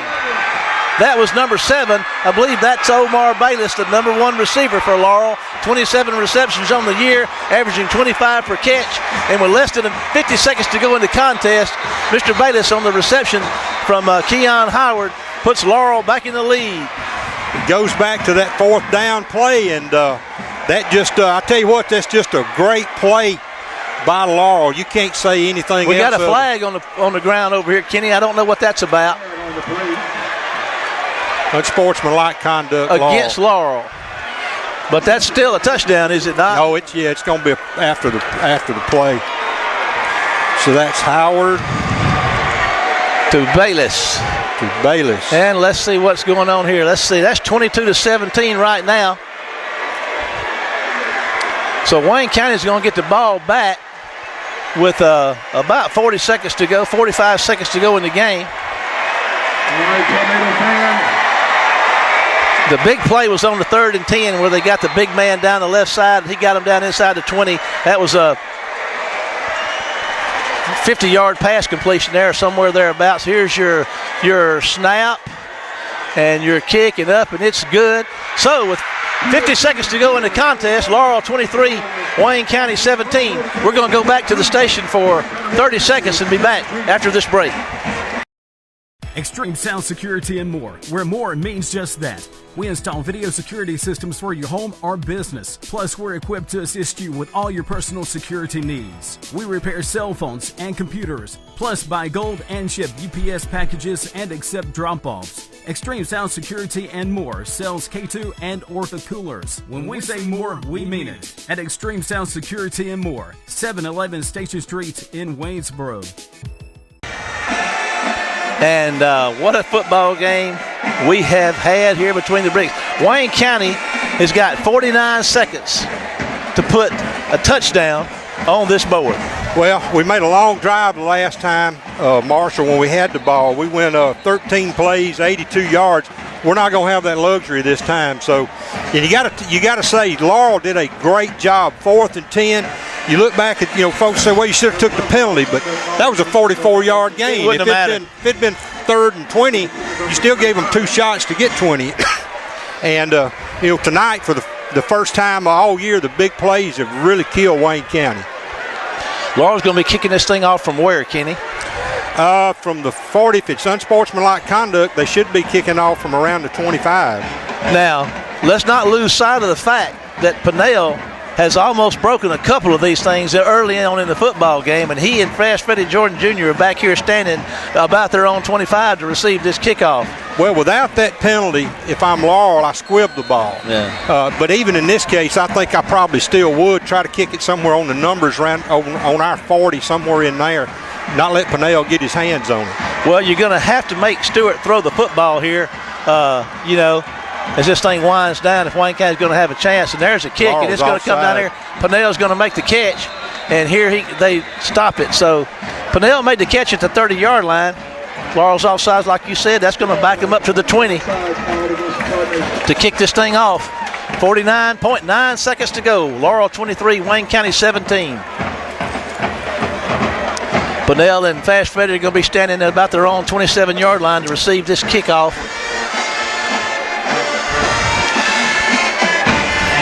And they'll be kicking it off from the 20. If Laurel can win this one and win out, they'll win the district. Yes, sir.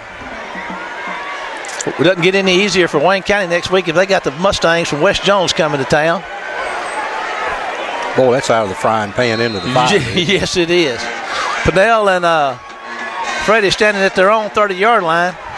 Boy, I'll tell you what, we need a touchdown. We need a touchdown return right here. And here's your kick, and it's high. Pinnell's going to move up on it. He's going to catch it at the 35-yard line. He's looking for somewhere to go. He's trying to get on the corner, cuts back inside. He's working his way toward the sidelines. He's going to get to the 48 or 49-yard line. So Wayne County's going to have 41 seconds. How many timeouts do we have left for Wayne County? We've got they're showing 3. I thought we only had 2. Well, Wayne County's going to have the football with Reggie Stewart at the helm, and the ball's going to be spotted down here at their own 46-yard line.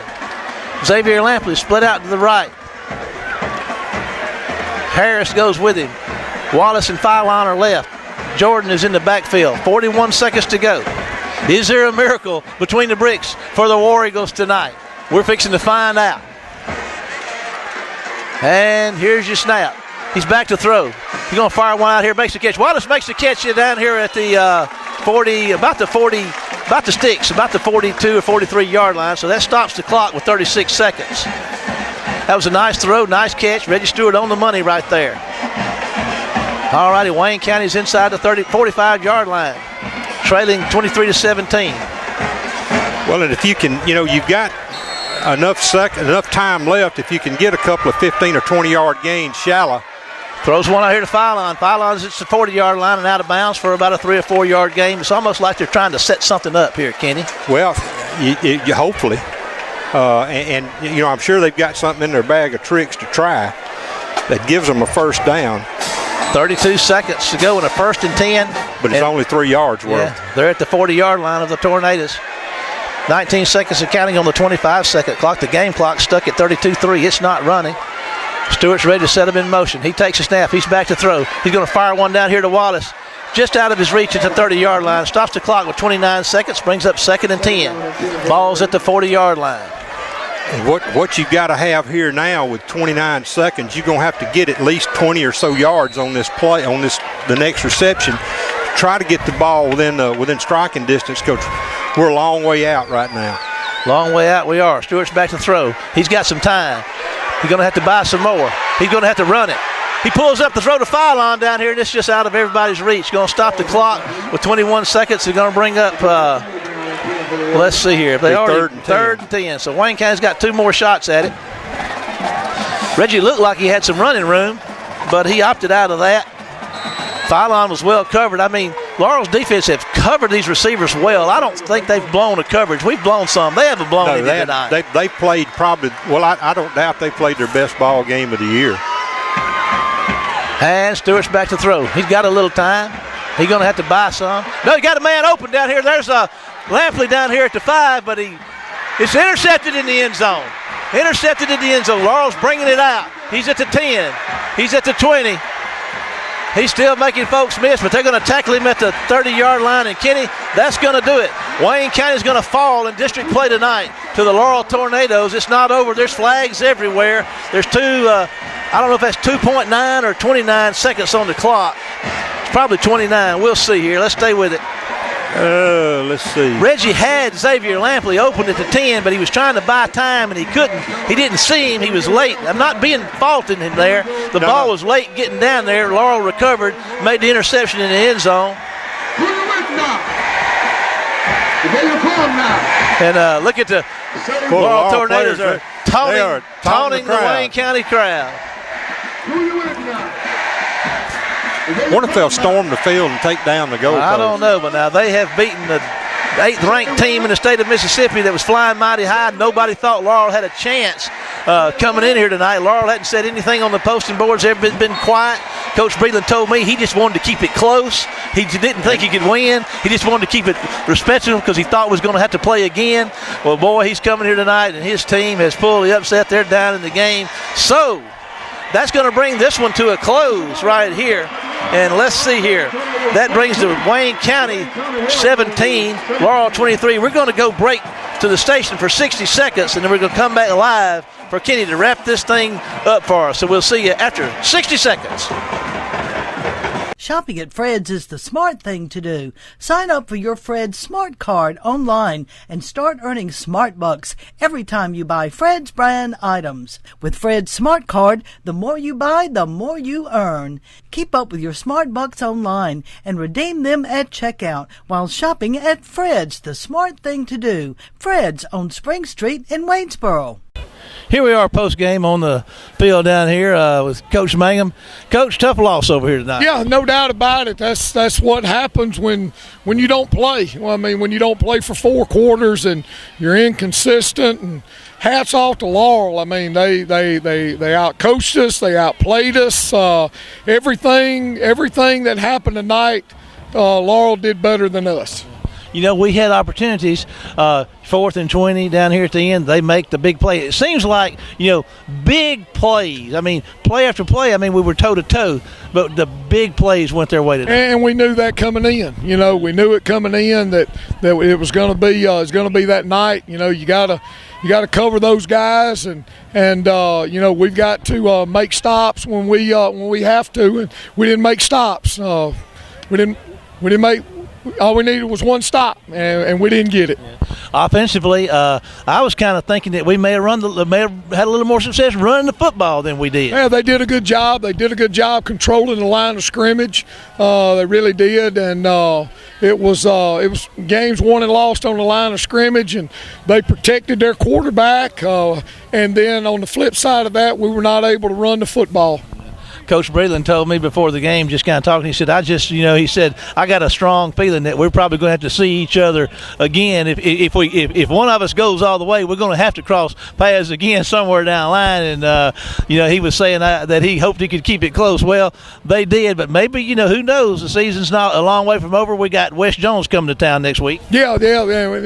We can't be looking down the road. We can't be looking at playing Laurel again. We've got to worry about West Jones next week. I mean, we got to worry about taking care of us and taking care of the next game, and West is the next game. That's right. Coach, appreciate your time after this. Let you get back to your charges. We're going to take a break and be back with Paul Keene and Kenny Odom after this word from our sponsors. Of all the colors, yellow's the most important, at least when it comes to building outdoors. No matter what your project this season, pier, deck, fence, or gazebo, be sure to head first to Gatlin Building Supply for Yellowwood brand pressure-treated pine. Yellowwood is your best protection against rot, fungal decay, and termite attack, so it's no wonder Yellowwood is the brand of choice for building outdoors. Come by Gatlin Building Supply, where you'll find only the best for your project. And remember, if it doesn't have that yellow tag, you don't want it. Gatlin Building Supply, North Spring Street in Waynesboro. Here we are for our wrap-up here tonight. We got Kenny and we got Paul. Paul, you saw us at halftime. You shared with us. What's this thing look like statistically as we wrap it up here? Wayne County won the statistics game, but 2 interceptions and 2 lost fumbles pretty much made it. I mean, and in the big plays there at the end. But Wayne County, 18 first downs, 208 yards rushing, 85 passing on 10 of 24 with 2 interceptions, 3 fumbles. They lost 2, 8 penalties, 3 punts, 116 return yards, 6 of 16 on 3rd down, 2 of 3 on 4th down, 22 minutes, 23 seconds the time of possession. Individually, Fast Freddie with 22 carries for 88 yards. Chris Cooley, 10 for 42. Reggie Stewart, 3 for 42. And I thought Reggie did a good job being thrown in there. Ooh, he did. Yeah, I mean, he really did a good job. All of a sudden he had to switch from receiver to quarterback like that. David Hodo, 7 of 17 passing for 55 yards. Reggie, 3 of 7 for 30 yards. For Laurel, first downs 15, 45 yards rushing, 297 passing on 7 of 30. 1 fumble that they didn't lose, 16 penalties for 130 yards. In a normal game, that would kill you, but in this game, it didn't. 4 punts, 141 return yards, 4 of 13 on 3rd down, 1 of 4 on 4th down, 25 minutes, 37 seconds time of possession. Defensively, Jamal Poe, 15 tackles, Denzel Bonner, 11, Chandler Pugh, 10, Tyler Hopkins, 9, Benito Jones, 8. I mean, what do you say? Ken, what you sit here, you're thinking if there's a recipe for beating Wayne County, it's not running the ball. Oak Grove did it throwing the ball. Laurel did it throwing the ball. And it's like Coach Mangum said, we lost the game tonight on the line of scrimmage, and we lost it on both sides. And, you can argue, well, holding them 45 yards, hey, that's winning something. But no, as Coach Mangum said, we didn't get but, 1 sack tonight on Howard. And you can't do that, not against Laurel, because he's got those big guys. And as we saw on that 4th and 10, I mean, that was a picky poison. I mean, you take the holding call, then you give them 2 more shots to make 20 yards, which they easily did on 4th and 10 with a 44-yard pass reception. It got them down there in scoring territory. So, is there a lot we could do different? In the secondary, no. I mean, because where we lost control tonight was along that line of scrimmage. And no matter what kind of secondary you have, if you don't control that defensive line of scrimmage and put pressure on that quarterback, they can be all pro and they're going to get 8 alive, because the more time that guy has to throw, the more those guys get off their plan routes and get in the open spots. And a mobile quarterback like Howard, he found 19 over there and got the ball to him. And I mean, it just, he just managed to make enough time and buy himself enough time to find him. So, again, we lost the ball game, I thought, tonight in the first half. Paul, any closing thoughts? Well, before anybody jumps off the bandwagon, right? Well, no, and I don't mean that bad, but Wayne County can still win a district championship. I mean, they got to win out, and then Laurel needs to lose to West Jones, and that would make them with the tiebreakers on the head-to-head, I believe. I may be doing the fuzzy math here at Blairfield, but yeah, there's still a lot of football to play. Coach Mangum told me after the game, we just got to go in Sunday, get ready for the next one. He said, if we win, we forget about them immediately. If we lose, we forget about them immediately. And one thing Coach Mangum told his team, he wanted them to listen to Laurel celebrating. And he said, remember how this feels, and Monday we're going to go to work to make sure we never feel this way again the rest of the year. That's a great wrap-up, man. Kenny, doesn't get any better. Got to get back on the horse and ride as the Mustangs come to town. No Mustangs, as you say, the pesky Mustang, and it's Halloween. Oh, boy. So it's going to be a wild night, and all sorts of things can happen. West is going to try to pick up some things, I think, tonight to use. But, you look at the athletes that Laurel's got, you can try to emulate it, but you can't. Yeah. You can't copy 6'3", 6'4", 220 pounds. And as we saw tonight, and the folks at home, when you watch this again, you'll see, 19 catches the ball. It's just hard to tackle him. I mean, you got to stick your headgear between his knees and hope somebody shows up to help you. This is the first district loss that Wayne County's had since 2010, and that loss was suffered at the hands of next week's opponent, the West Jones Mustangs. Paul, Kenny, as always, pleasure working with you. We appreciate you. We appreciate Ken and Rebecca for all the work they do to make our WC Web TV productions possible. So we want to encourage you to come out to War Eagle Stadium next week. Biggest crowd we've played in front of so far this year. Let's see if we can top that next week at War Eagle Stadium when the Mustangs come to town. So we'll see you Halloween night for more Wayne County High School War Eagle football.